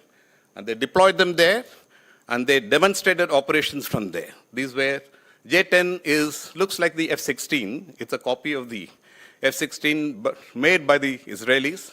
And the Israelis, when the Americans shut them down, they sold it and made money from the Chinese. So this is how system works in the world. J-10 is a good aircraft, which participated in Op Sindoor as well, on the other side. But J-10s and J-11s, J-11 is our Su-27, Su-30, same. Reverse engineered, made even better by the Chinese, and they produce in significant numbers as well. These are aircraft that are operating from there. They've developed the air-to-air refueling capability. They've developed the AWACS. They've developed air defense systems. So there are about 16 airfields which are now getting militarized in the Thar region, right? And therefore, their ability to now operate from there and reach out to us or reach into our regions is significantly enhanced. Plus, their surveillance ISR capabilities through space is significantly high as well. But at the end of the day, if you go and understand the strategic aspects well, you send out strategic signaling through your power, and if you can hold on without actually getting into a war, you achieve your aim. So what are Chinese objectives here? What's the kind of a threat they pose? None of our areas are in their control in the northeast. They're not interested, although they will keep making noise on Arunachal Pradesh and in Tawang. Practically, General Arun and Anant will say, from an army perspective, it is not possible for them to come and take over territory there. Their interest, strategic interest, is in excitation. They will not give up excitation. Please read a letter by Chow En-lai when he makes the last offer in 1959 to Nehru, where he says, this is what I want.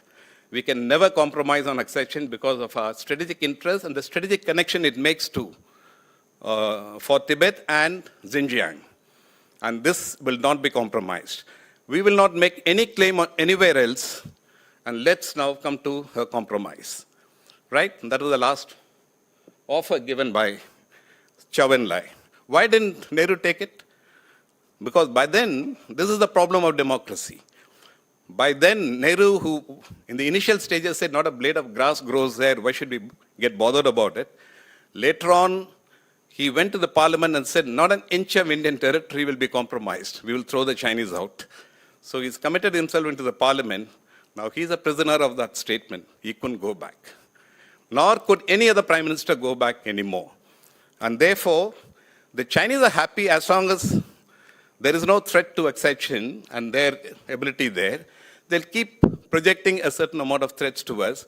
Their main threat or their main focus are the Americans and the West. And therefore, a lot of their focus is on the Western Pacific. We need to remember this part quite well, right? And now, let me just bring it to round out with the larger issues. We are living at a time where the world has already become a jungle raj. So the pattern of global domination, which is by the West, which evolved with the rise of colonialism and imperialism, is really now likely to be challenged. And that is why the West or the US is now moving to get control of resources to ensure dollars reserve currency status and send a message to everyone that I am the most important military power and don't try and challenge me. I will do what I'm demonstrating to you. Right? Will that work? That can work with smaller countries. Iran is now displaying, probably it will change a lot of military theories on its head, particularly air power theories are going to be turned on its head. It is being turned on its head. Iran is demonstrating the best classical example of asymmetric warfare today. There's a lot of lessons to learn from that, particularly for India. Right? So you're living in a world which is in a turmoil, what we call as a power transition moment. And this turmoil is going to get more and more severe. And here, countries will have to play very carefully their cards. And this is where India-China issue comes. Do we want to remain adversaries for eternity? Or are we interested in getting rid of this Western dominance and get a world truly multipolar? That's the challenge. That's what all of us will have to think about. Thank you.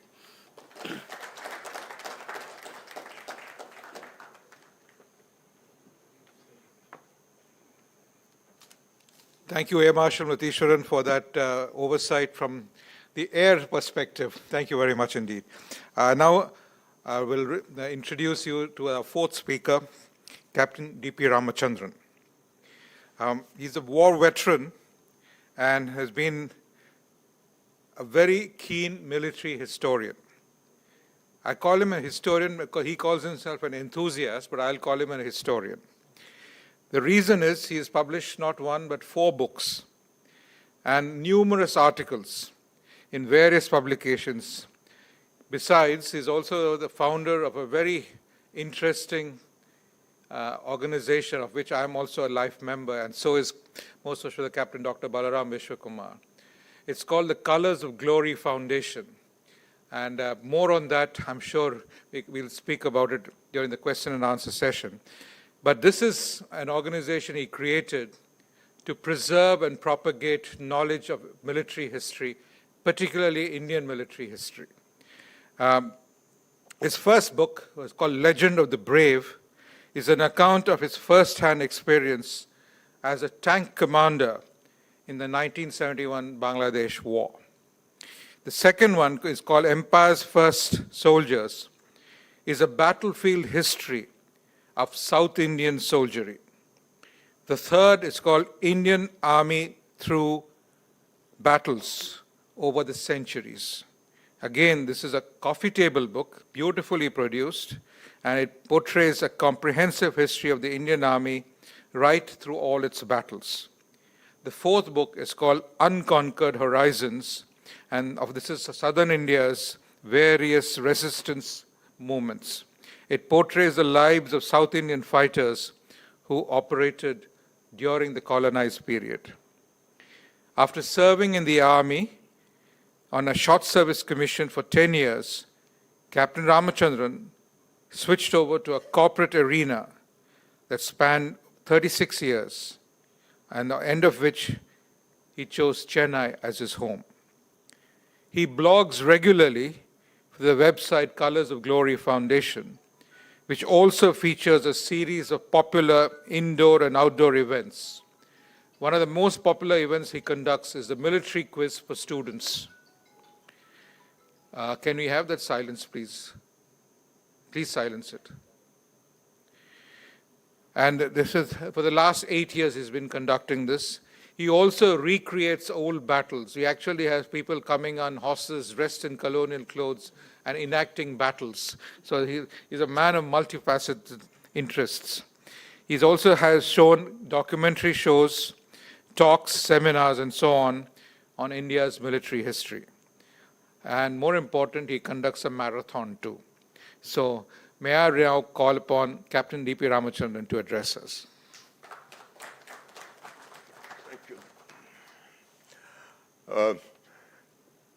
Dignitaries in the dais, ladies and gentlemen, good evening. See, you're always at a disadvantage when you're the last speaker, because whatever you have planned to speak, others have already spoken, especially with such eminent speakers that preceded me. Nevertheless, I'll give it a brave attempt. I mean, in any case, I'm more comfortable speaking extempo. So, whatever I can contribute to this discussion is based on the ground realities which I had the opportunity to observe during a period of a decade and a half I spent in Bengal and the Northeast, which included a tour of what is now Bangladesh, then East Pakistan in 1971, of course without a passport. Now, notwithstanding Bangladesh and Bangladesh being a sovereign nation state and Nagaland being a part of our country, it's the two regions being geographically contiguous. What happens in one impacts the other, invariably. See, the first problem we have is the biggest, as General Arun was bringing out, cross-border migration. See, way back in 1970s, when I went to Agartala, capital of Tripura, almost every street vendor there is an East Pakistani, especially fish vendors. See, they don't look at these people who are migrating from Bengal. For them, they don't think about this. I mean, it's anything illegal. It is just a part of livelihood. Lebensraum, as you were saying. See, people will come. Now, Assam, traditionally, right? I mean, it's not something new. It started from colonial times. They have been migrating.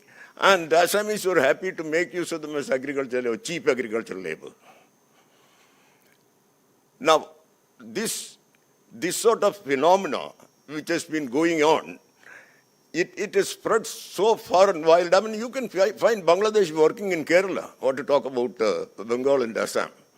We have not been able to check because there is no mechanism to check or document migration. That is the first requirement we need when talked about the challenges. Now we have this NRC going on, National Registration of Citizens, SIR, and all this controversy. It is only when this happened, it is coming to the fore. But it has been happening always.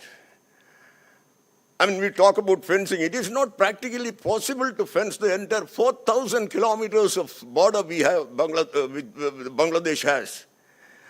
It's one of the longest international borders in the world. You think we can fence all that? Even if we fence, it can be sort of sabotaged and got through.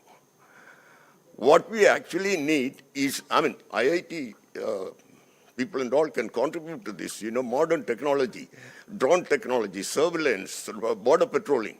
Only this can control. And most importantly, we need a proper system to document migration.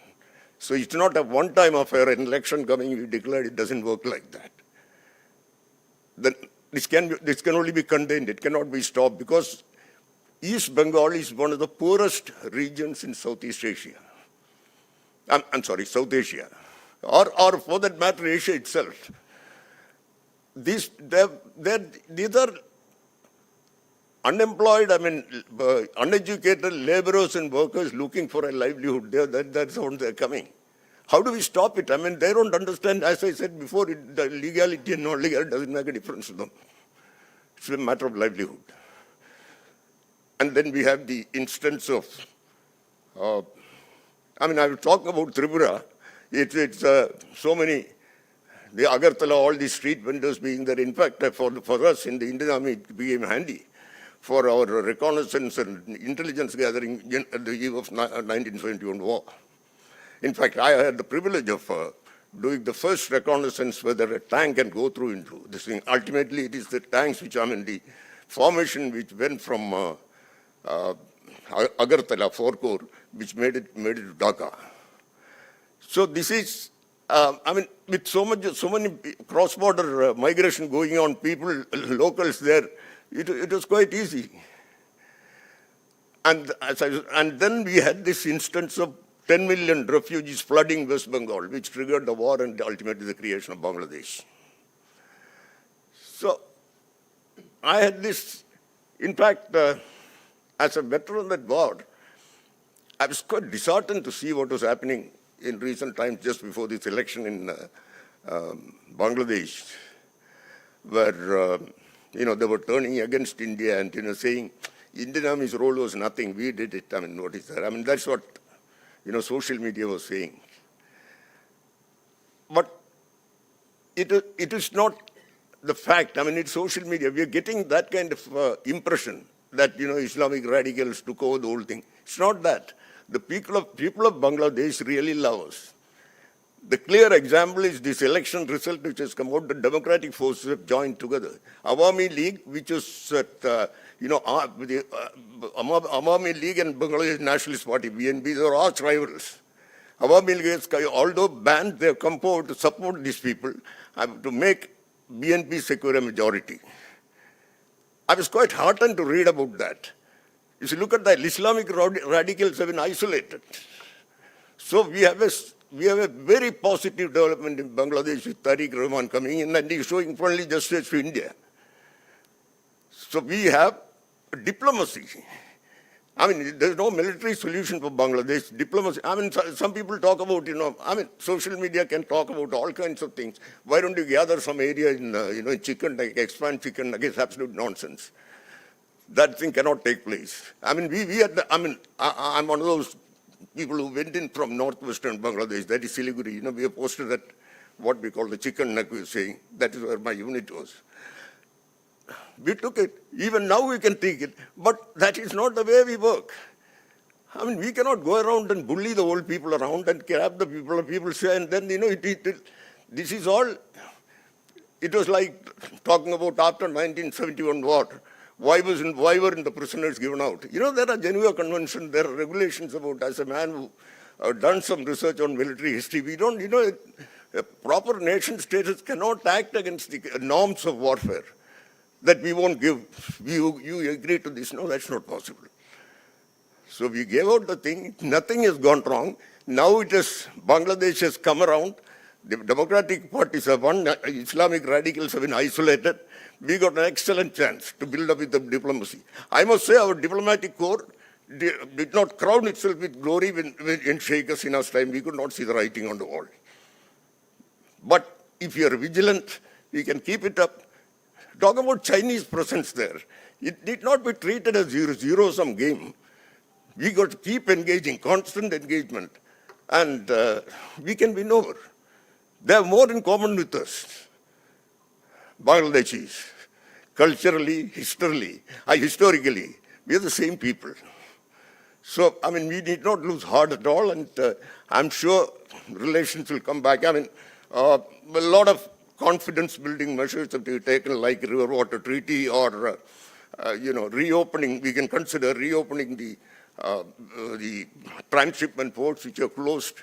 There's so many things we can do to bring Bangladesh back to our fold.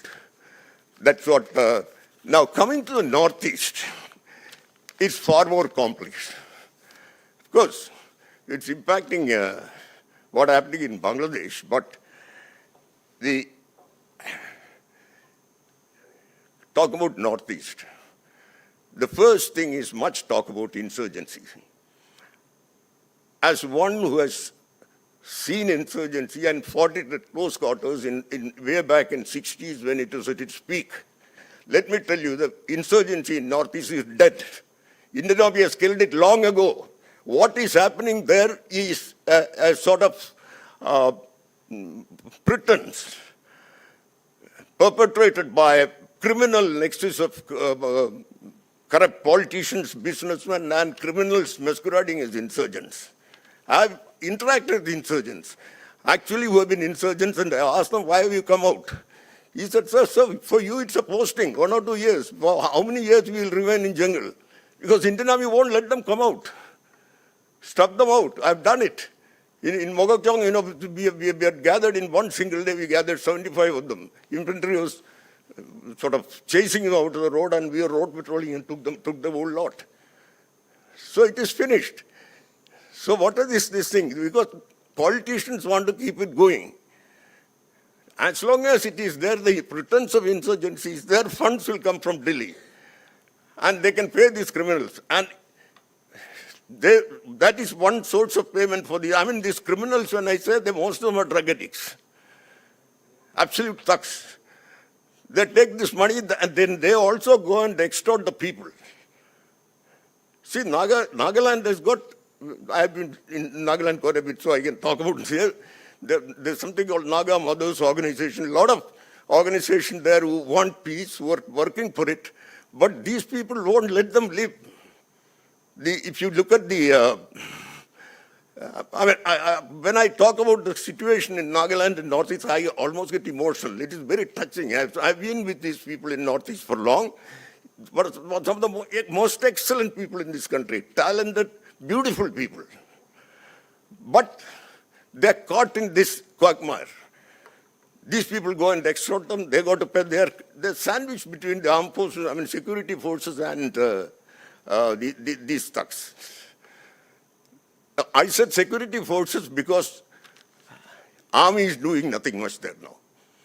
I've been with AID, we are sitting there. I'm sorry, even the army may not accept it, but there is there is no insurgency worth fighting there.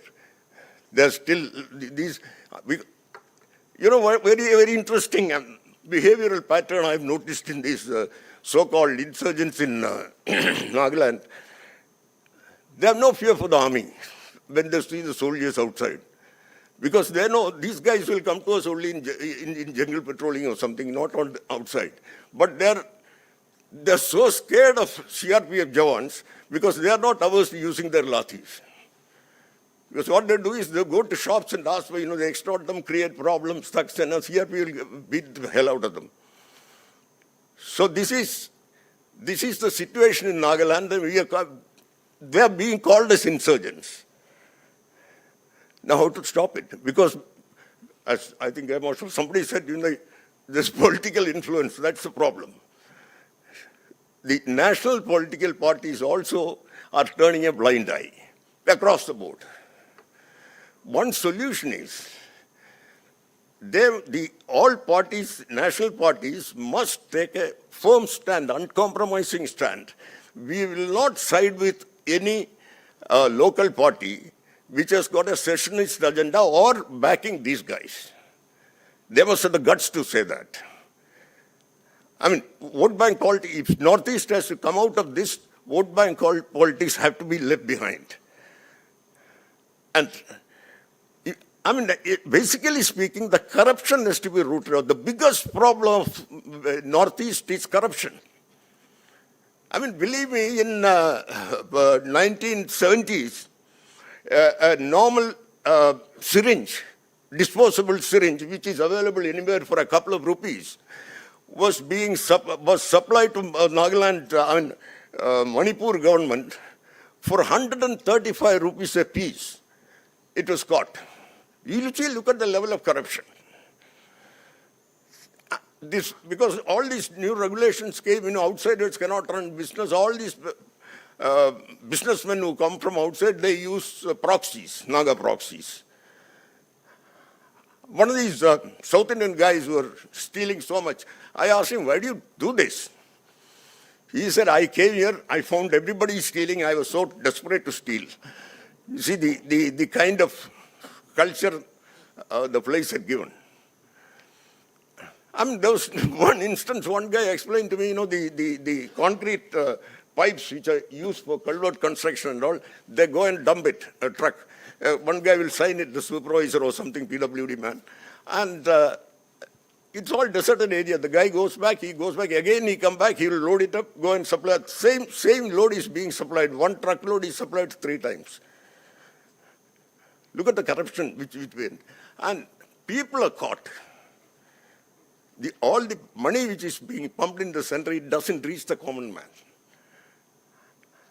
And the common man is unhappy, means you can never really integrate the country. Insurgency is not a problem. Integrating the Northeast is our problem. As speakers before me very much said, we look at it as a, different fairy land or faraway place. No, it is part and parcel of our country. We got to feel for it. We got to do things. I can see brave young men and women coming from Mizoram and all, working in.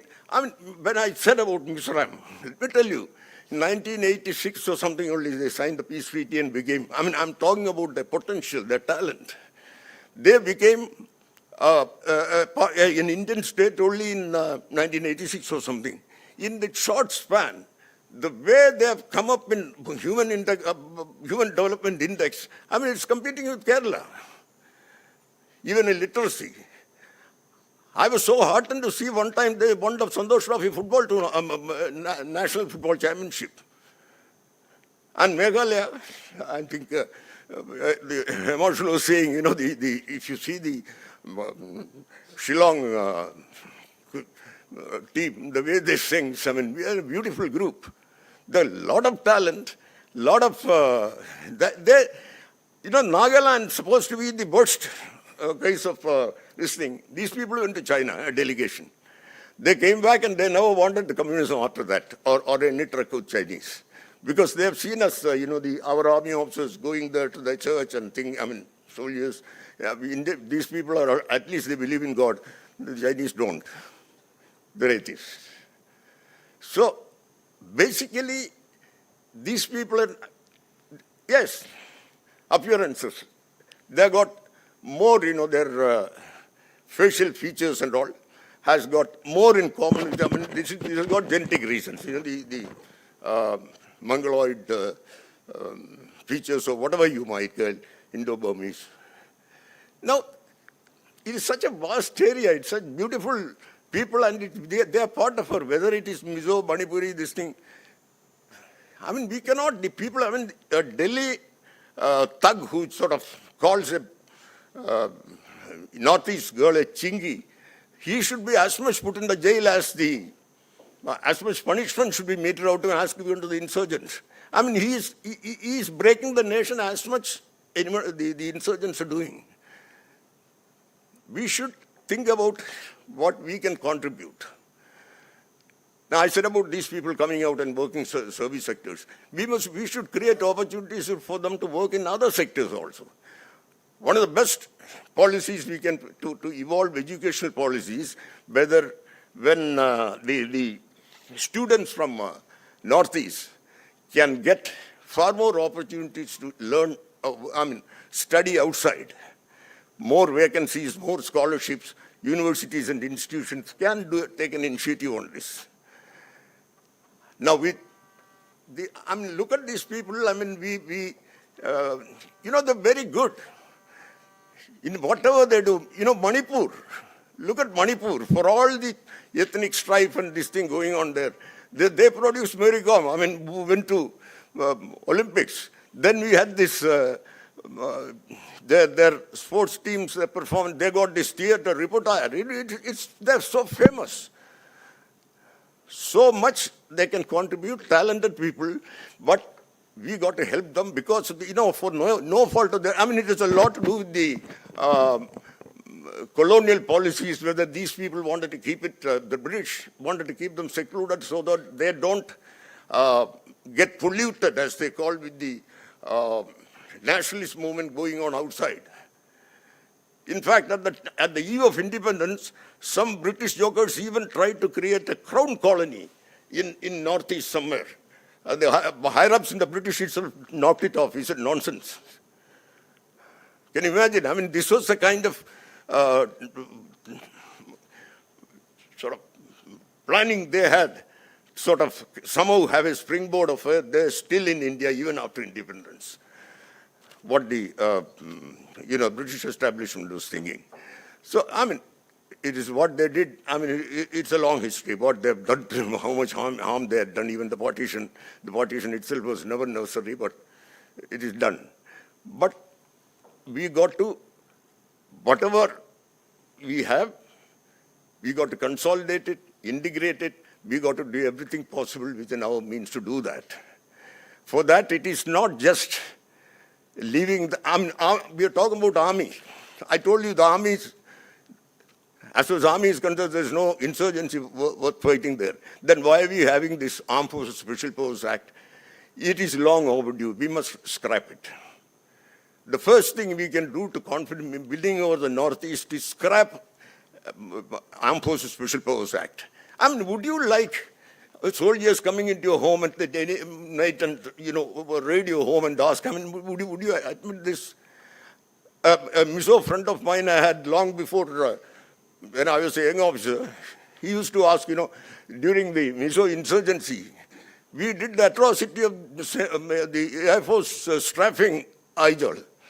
They had actually gone escorting the airdrops for Assam rifle unit, which was struck up there, ended up strafing, whatever it is. He was, would you Air Force go and strafe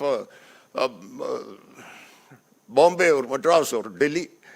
Because we were remote, you did this. It hurt them so much. They have still not come out of it. Like, the Marshall was saying about Nehru's statement of Northeast is lost, telling this thing. He sent out, I believe, saying that, my heart reaches out to people of Assam. You shouldn't. You see, the Assamese never have forgotten this. You had written us off.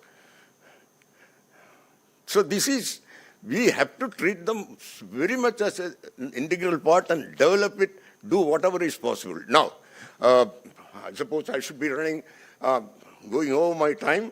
Now, the last bit I want to tell you is what one step which has been missed out by previous speakers in Northeast, the great potential for tourism. It's a beautiful place. It is not just once in a while somebody going. Indians in large numbers must go there. The government of India must take it as a key project to promote tourism in Northeast. I mean, Kerala has stolen the way, saying God's own country, but this is even more super God's country, I tell you, the Northeast. We should do, and we have airfields, airports here and there, connectivity is there, but it's not enough. International airports, we got only one, Guwahati. Agartala and Impala designated, but it's still not functional. So we got to promote international as well as national airports. A lot of people have to go in. Now, recently just to the Trans-Arunachal Highway, I read about it, which was recently developed. We have, adventure motorists already driving all the way up to Tawang. This is a kind of development, not only that they must come out, we must go and see them. Make them part of us. And, we would have won it. Not. And forget about the insurgency. To an extent, we can even cut off the funds for a while so that, these thugs are not paid. Then how are they going to play insurgents there?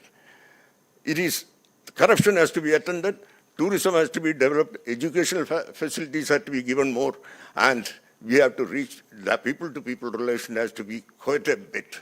Thank you. Thanks so much.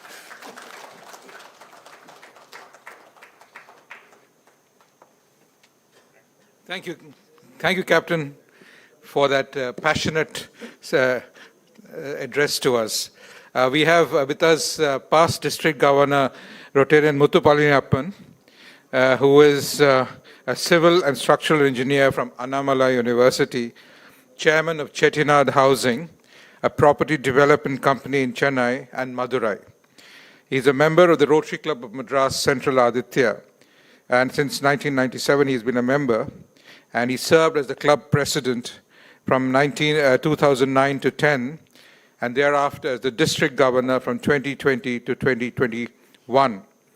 He has led major initiatives, including the Revived Chennai, flood relief and large-scale COVID relief and vaccination programs. He has also launched Project Orange to prevent avoidable blindness across 2,500 villages. He is an Arch Clump Society member, and his wife Kamala has contributed almost $300,000 to the Rotary Foundation. Please welcome Rotarian Muthupalaniappan.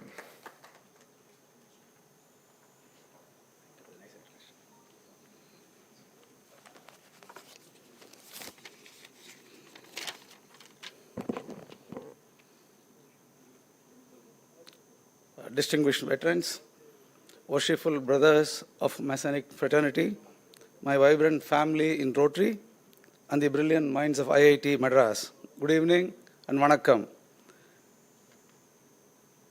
You all have been heavily loaded, fired, veterans have fired all the shots, and if I start talking about the challenges that we face in the Northeast for another 20 minutes, I'm not going to do any justice after the heavy subject that has been dealt with very appropriately by the stalwarts who are sitting here.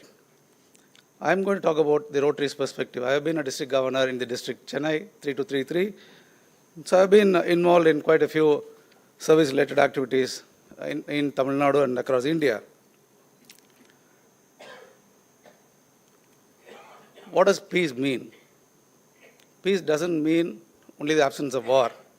It is also the presence of opportunity. That is what Rotary believes in.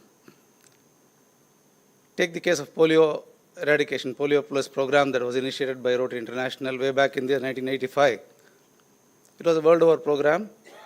Of course, we had partnership with Bill and Melinda Gates, CAVI and WHO, CDS, and many other organizations. We formed Global Polio Eradication Initiative, and today we are on the verge of eradicating polio. Talking about Northeast, even for the polio eradication, we had challenges in Bangladesh and the Northeast region. We have different challenge in South India, we have different challenge in North India. In southern part of India and most part of India, the density of population was so dense that the virus could travel very quickly and then immunization becomes much more important. Whereas in Northeast, population is not that dense. So again, commuting for the volunteers and the health workers has been a different challenge in terms of traversing the terrain. So in the year 2014, along with Bangladesh, India got the stamp of having eradicated polio through the efforts of Rotary International and, of course, in partnership with various organizations, including all the governments. The strength of Rotary, you all know, in Sri Lanka, we had even went to the extent of doing advocacy with the then terrorist group LTTE in terms of calling for 3 days of ceasefire. That was possible only because of the efforts of the Rotary International. And that's how we traveled in terms of eradicating polio across the world, but for two countries, that is in Pakistan and Afghanistan, which will soon get eradicated in a couple of years from now.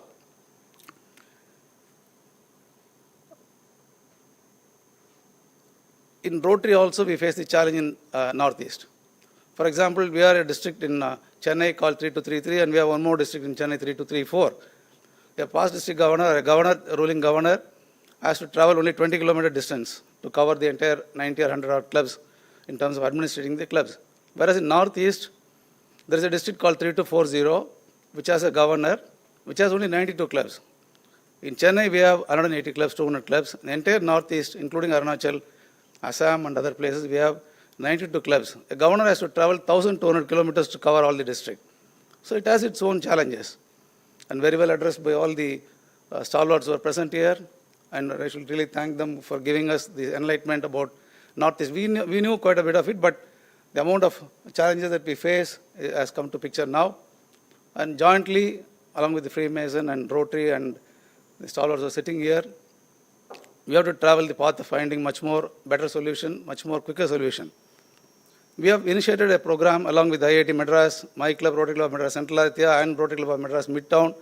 We have started a center at this very IIT campus. The center is called IIT Madras Rotary Center for Social Development, which is working on different SDGs in terms of bringing sustainable projects, data-driven sustainable projects.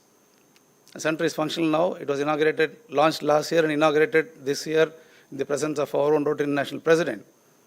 The center has become functional now, and we are working on large-scale projects, leveraging the Rotary donors' funds as well as the CSR contributions.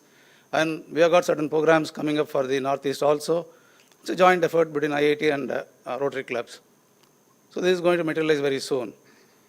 So I would like to thank the Freemasonry team for giving us Rotary an opportunity, and I would like to thank our Mason ambassador for Freemasonry in Rotary, Padmanabhan, at least in our club, who has initiated this, and we are all here today. I thank all my club members for coming forward and supporting this initiative, and I see a lot of other Rotarians who are sitting here. There is a long way to go in terms of addressing the challenges of Northeast. Let us all put our bit of effort and try to achieve that as quickly as possible. Thank you all for giving a patient listening. Thank you.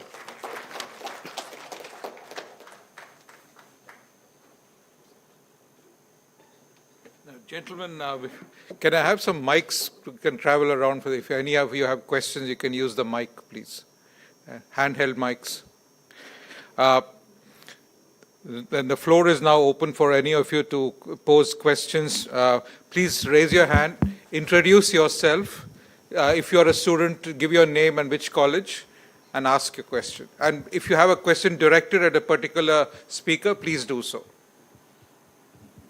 Good evening, sirs. Good evening, sirs. I'm Cadet Muttamur V from Etraj College for Women. Sir, I would like to ask question on Lieutenant General P.N. Anantanarayanan, sir. Sir, that you have mentioned as Bangladesh Army has a stabilizing measure, but now it has turned into a downward trend, as it mentioned by the Indian Parliamentary Standing Committee on External Affairs.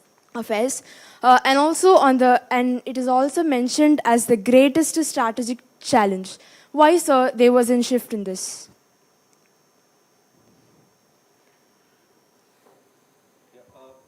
Can you hear me? Yes, sir. You see, please understand every nation has its national interest. They need to protect that. While we may look at it, from our point of view, they need to look at it from their point of view. Yes, sir. If you look at it, when all this was happening in Bangladesh, why, if the type of turmoil that you were seeing on television, why didn't it spill over? It's because the army took control. And thereafter, if you notice, the Army Chief General Wakar, he never made any anti-India statements. Yes, it created space for Pakistan to come in. But that's it. But then you see what has happened after the elections were held, and see what has happened after that. Yes, sir. So, we need to look at it from their point of view also. While we may want everybody to do what we want them to do, but we also have to look at it from their point of view. Yes, sir. Thank you, sir.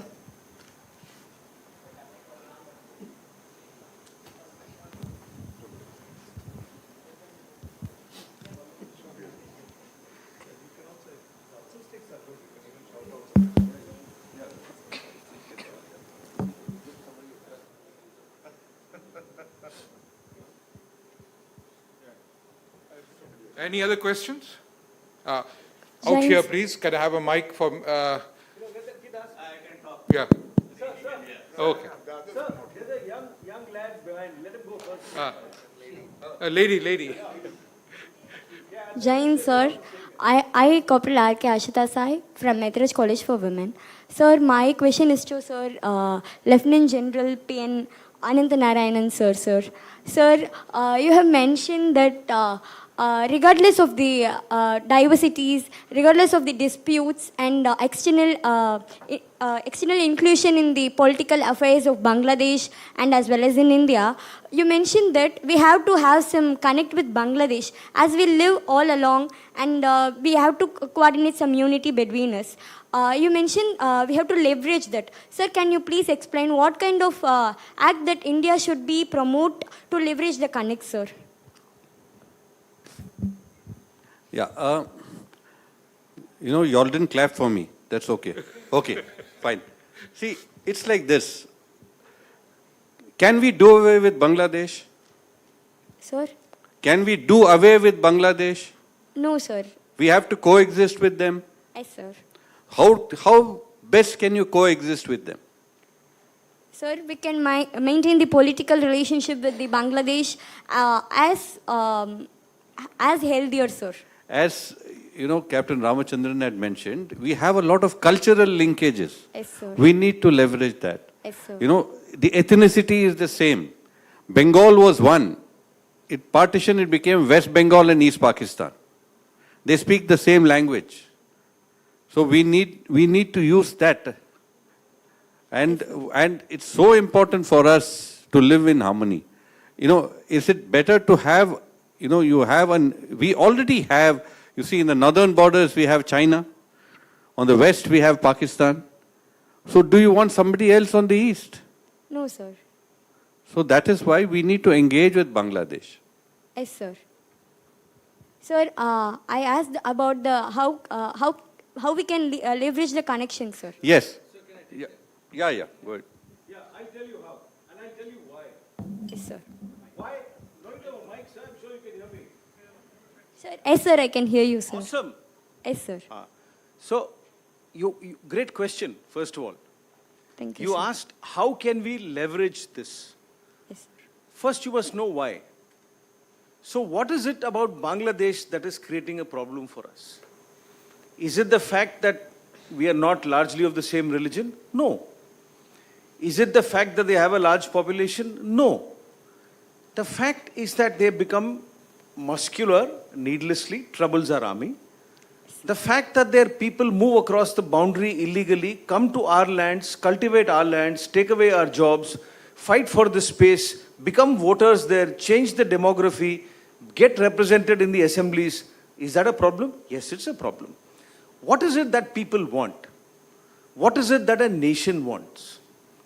As a people, as a family, you're studying in a college. Why are you studying in this college? What are your parents' aspirations for you? If I ask you, young lady, what do you want to be 10 years from now? What will you tell me? You want to go and kill somebody?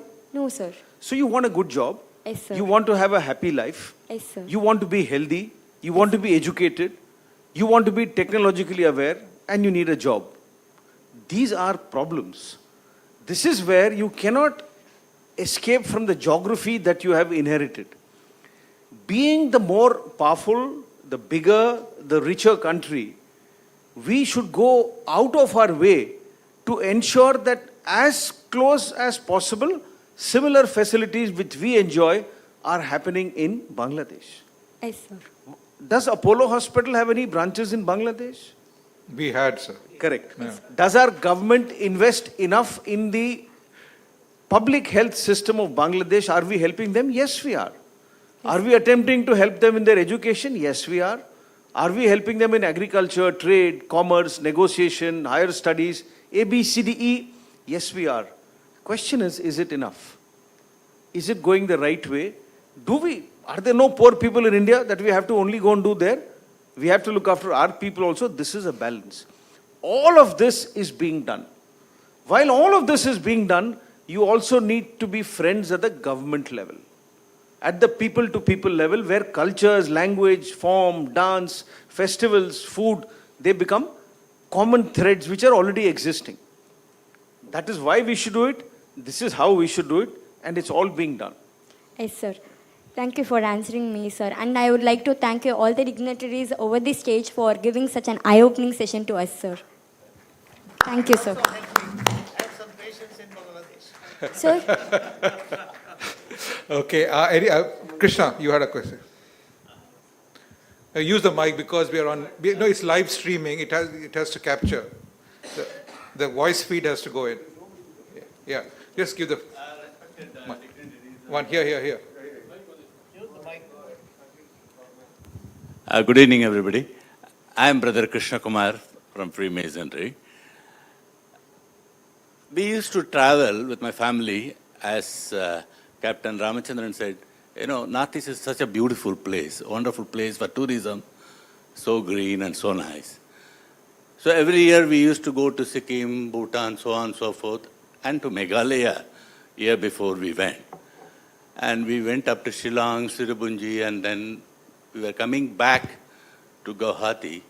So we happened to travel along the border of Bangladesh. Literally a border, the barbed wire fence along with we were traveling. We found there are so many places, quarries was taking place. There are a lot of boulders, rocks, everything. Hundreds and hundreds of huge lorries, so-called dippers, were carrying to Bangladesh. And when I asked the driver, who was our tour operator, he said, it is an agreement. What agreement? Yes, sir, the previous government has given an agreement. They are allowed to take it. Have you ever seen that, my dear veterans? No. We don't go on holiday, sir. We spend lifetimes there. So probably we didn't see it. You must have seen it. Yeah, I have seen it. In fact, there are some hills or little mountains were totally erased. So what was your hand? Boulders, rocks. It is our soil, our hard-earned soil. Sir, the question. It was eyesore, sir. What's the question? No, how can you allow them to carry? No, what is the question? What's happening? I don't know. Wait. And still traveling along, there's no answer. Along the border, there are BSF, and there are hundreds of people who walk in and go back to Bangladesh and India without any checking or whatever it is. And they were carrying all groceries, oil, minerals. Of course, there are no arms, no weapons. And nothing is checked. And I'm sure there are a lot of trafficking or drugs and other things, because I found so many Maruti 800 cars have been confiscated and left abandoned on the roads. Can I answer that, sir? Yes, sir. I get your point. Yep. We need far better border management. This is not happening. This is not something new. Yeah. This has been going on between the Rangers on that side and BSF on this side. You know, just not only law and order, our government agencies have failed terribly. There are a lot of smuggling going on, not only here, even with Pakistan it was happening. So the border management has to be tightened up. This is what I was saying. Northeast, the rampant corruption with the government and agencies. The police force are weak. Our own BSF and Rangers have to be tightened up. I mean, there's no point in calling them holy cows. Things are happening and nobody is doing anything about it. This has to be done. And then this, drug trafficking and arms trafficking across the border, it stops. I mean, the Northeast itself, the Bangladesh itself became a security concern for Northeast when this Northeast insurgents started taking sanctuary in Bangladesh. During Sheikh Hasina's time, they flushed them out and they were handed over to us, and most of these insurgencies were finished that way. I don't know what would have happened during the interim regimes, because I've been following it on a regular basis. But now, this cross-border trafficking, when the insurgents go there, for them, the trafficking also, the arms trafficking also comes from there. Originally, East Pakistan used to supply arms to the Mizo rebels. This was a regular traffic illegal traffic across the border. This is nothing new. Thank you for enlightening. It is even happening now. Sir, it's cattle, it's drugs, it's weapons, it's counterfeit money. Oil. It's, of course, every resource that, sir, there is as much smuggling that is happening off the coast of Tamil Nadu as happens in the Northeast. Please believe you me, sir, where there are borders and when there are people, where there is an opportunity, money will be made. Do we need to manage our borders better? 100%. And I think all of us have spoken about it, that we need a combination of conversations with the government on the other side. We need to put much better technology at work to do these things for us. Probably we also need to get better procedures and more people to do these jobs. This is the lament. And I think each of us have stated this in some way or the other. Actually, it was there on all my slides. All these 4 points which you mentioned were there. It's actually much lesser, sir. Please be very grateful you did not go there in 1985. It's much better. We need to make it much more robust. We need to make it convenient. You can never seal a border, sir. But you can make border crossing as difficult as possible. And I think that effort is on nationally and at the level of each force that is responsible to man portions of the border or the sea coast, as it were. But that's one thing. It is Sir, what is the question? I get the emotion. I understand, we understand. It is the better border management we've got to have. That is the only answer. That point is taken. Okay. So again, No, sir, it is not one way. It is not one way. Things, no. Only that you saw. You didn't see the drugs coming from the other side. You see, drug trafficking takes place. It is cross-border. someone there has Yeah. Yeah. Yes.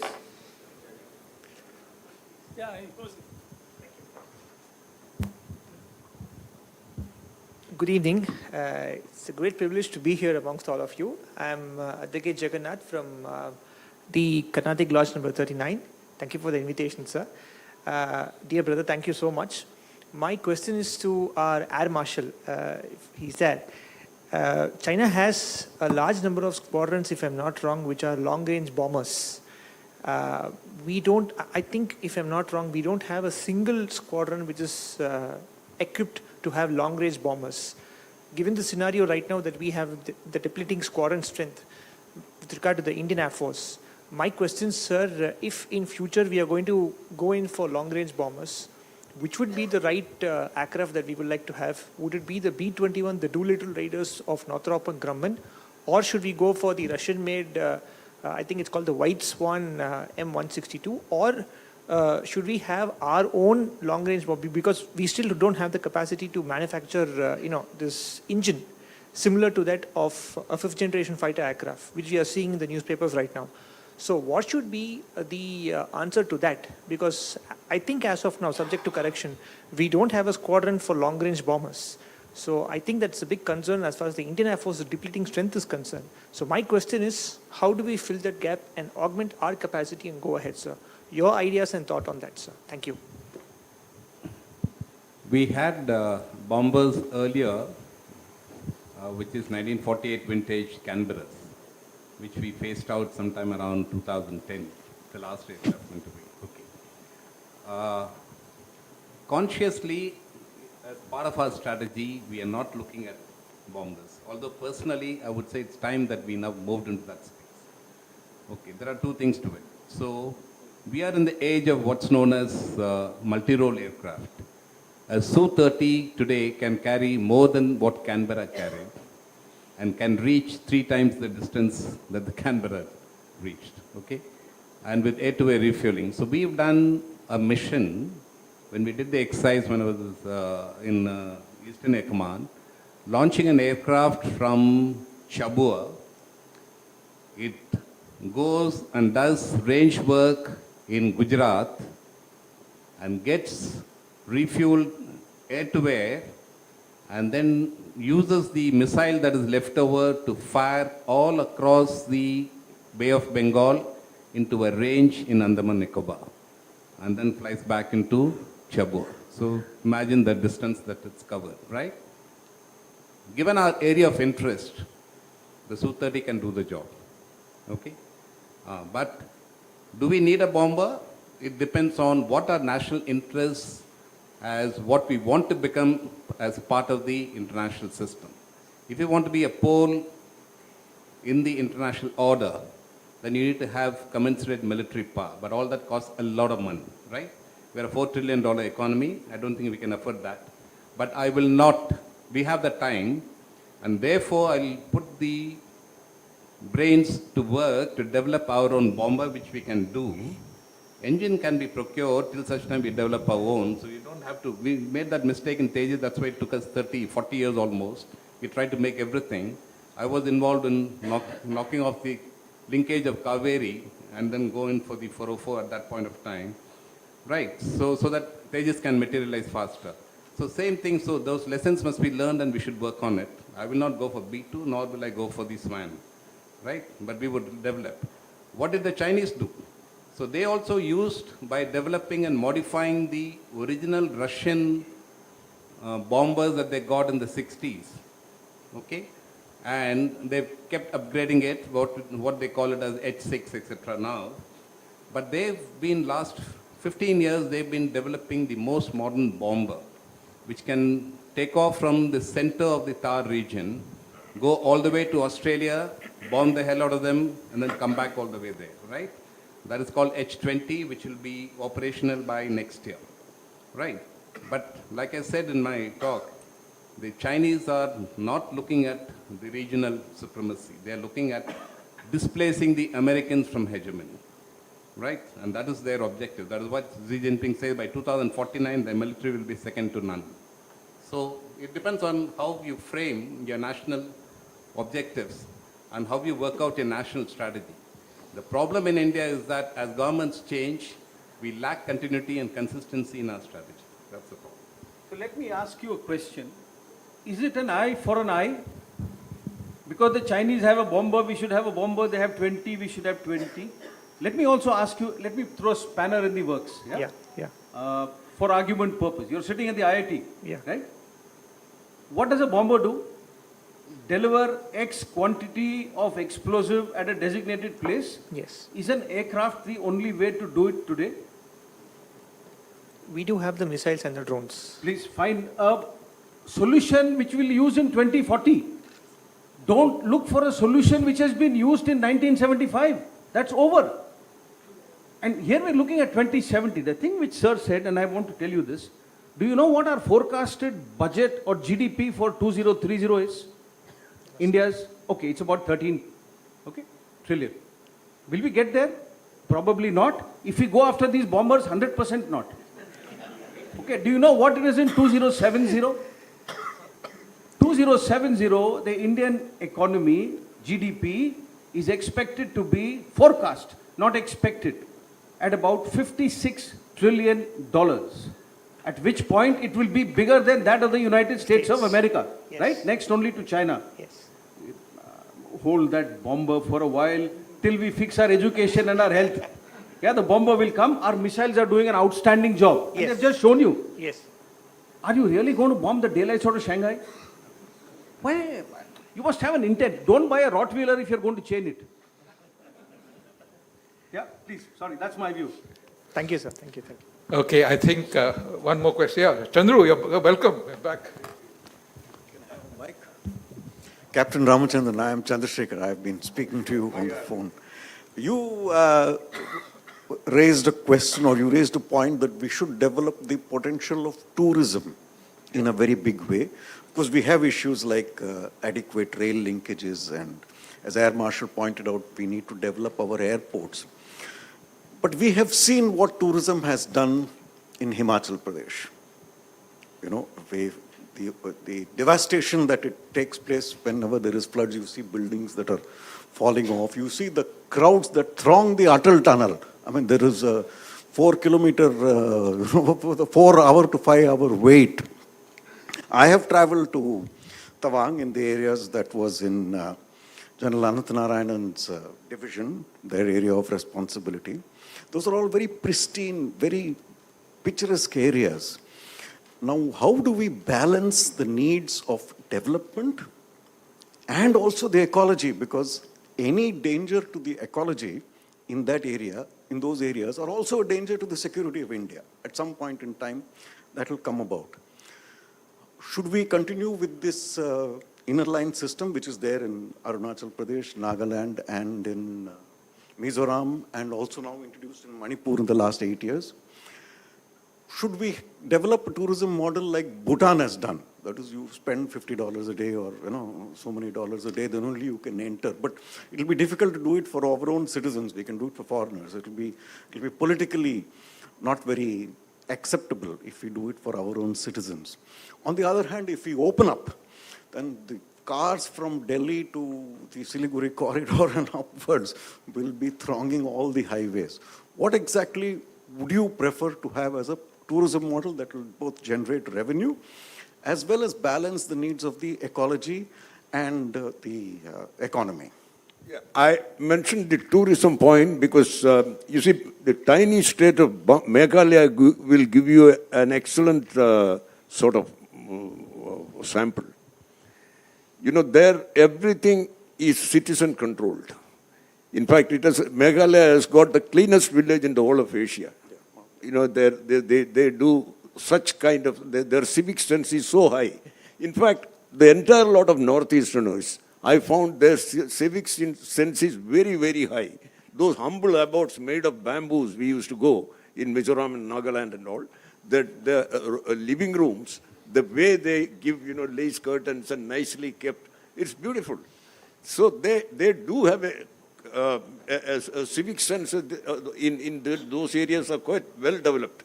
That we must not spoil. We must encourage them to keep it balanced. So I wouldn't say that, you must go to the level of, some of the Goa or something where you just go and exploit the whole thing. It should be, it has to be balanced. Like you're saying about border management, there has to be control, but tourism has got a potential of developing the economics of that area. It will bring in a lot of money. Money means development. That is the, sort of premise on which I recommended tourism should be encouraged. Thank you, sir. Yeah, just before we close. So just a small point, sir. You're talking, Arunachal, since I commanded a division there. See, what you need to encourage initially there in these areas is adventure tourism. Adventure tourism is always controlled. And then slowly expand. Because it's so important to give the youth, this results in skilling as well as job generation. And so that is something, and the inner line permit, it acts as a huge dampener. And like how, if you look at it on the Chinese side, they believe that you keep coming forward and you keep staying in a place and later you claim that this area is ours. Whereas we also need to do that in a controlled manner. And adventure tourism is very much controllable. And that's something which we need to start in a big way. Okay, before we conclude, just my last, this morning there was a news item about some 7 Ukrainians and 1 English American being arrested for they was trying to do some mischief in Mizoram. So I guess we always have external threats and internal threats equally, and we have to just be aware of it and work with some sense of, urgency in that. So I shall call for an end for this question and answer session. So before, we were supposed to have a talk by the president of Rotary Club, Ram Kumar, but he has very graciously said that he would skip that. Thank you, Brother Ram Kumar, for that. May I request Brother Padu to please do the needful. Assisted by Brother Naveen, Brother Setu, and Brother Rajiv. Mike. The first small gift to Professor Ashwin Mahalingam.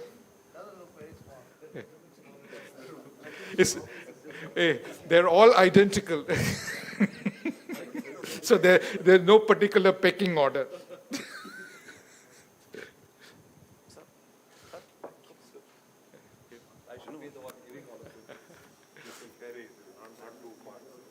It's a water jug, stainless steel jug, which is probably useful at this point in time. The next one is to most of Captain Dr. Balram Vishwakumar.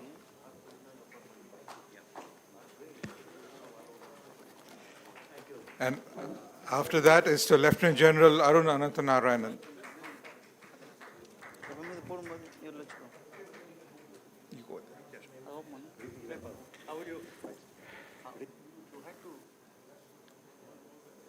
And after that is to Lieutenant General P.N. Anantanarayanan.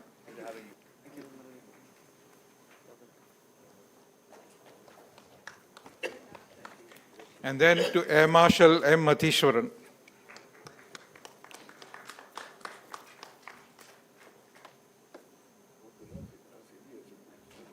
Captain D.P. Ramachandran. And we won't let Rotarian Ram Kumar go empty-handed. Rotarian Ram Kumar, please come up here.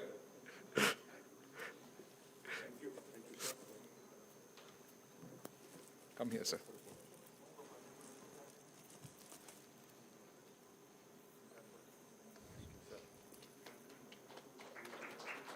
Thank you. May I now request the Secretary of Millennium Lodge number 327 to deliver the vote of thanks.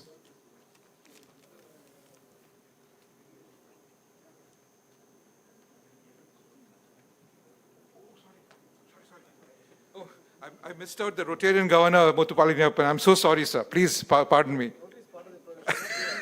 No.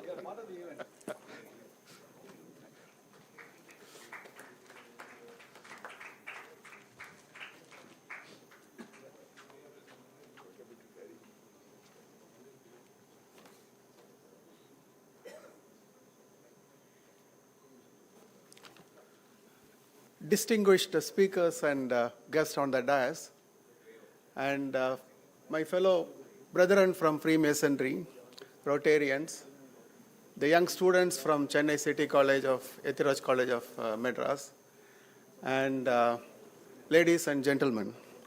It's my proud privilege to propose the vote of thanks for this wonderful evening which we had today, organized by the Millennium Lodge number 327 for probably the 14th or 15th year in succession. And this year it has taken a grander scale with an excellent meeting with so many distinguished speakers, and in a place like this which is really high-tech and very, very supportive of such programs. And I first of all thank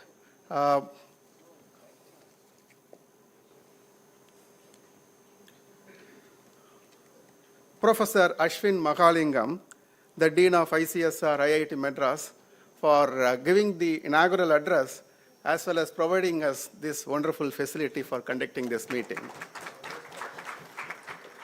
And our thanks are to our most worshipful brother, Captain Balram Biswakumar, for being present here and supporting us in all our activities. And thanks are to all the veterans from the Indian Defense Forces, and Lieutenant General Arun Anantanarayanan and Lieutenant General P.N. Anantanarayanan, Air Marshal M. Matheswaran, and Captain D.P. Ramachandran for such insightful, informative, inspirational speech given to us, and also handling the questions posed by the participants here, especially the students from Ethiraj College and our own brethren, very patiently and in a very detailed manner. We really appreciate your participation. And our thanks are also to his wonderful speech.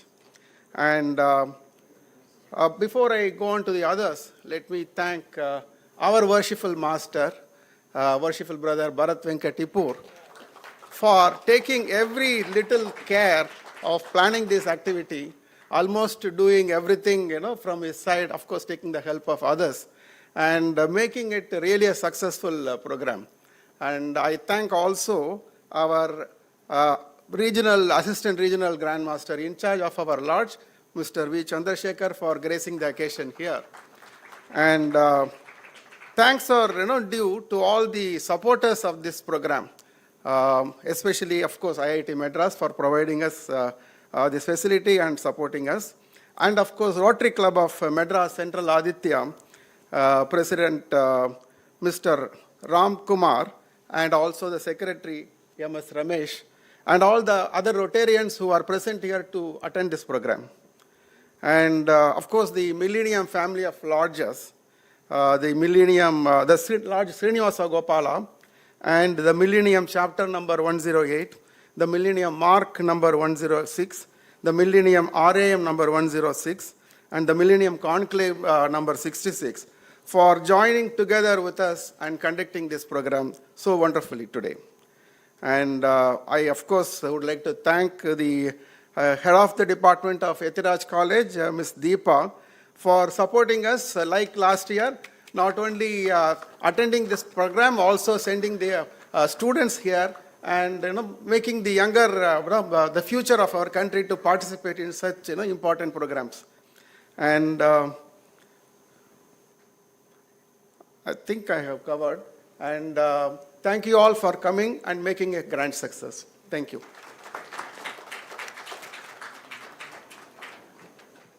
May I request all of you to please stand for the national anthem.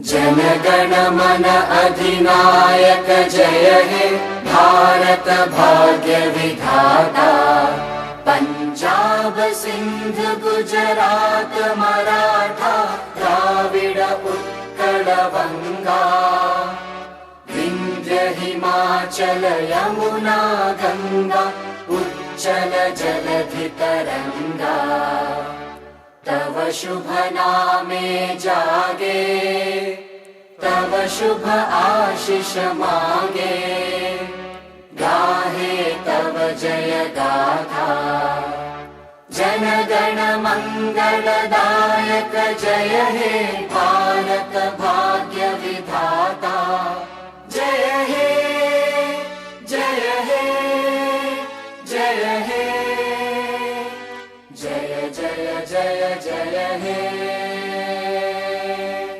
Thank you all. Good night.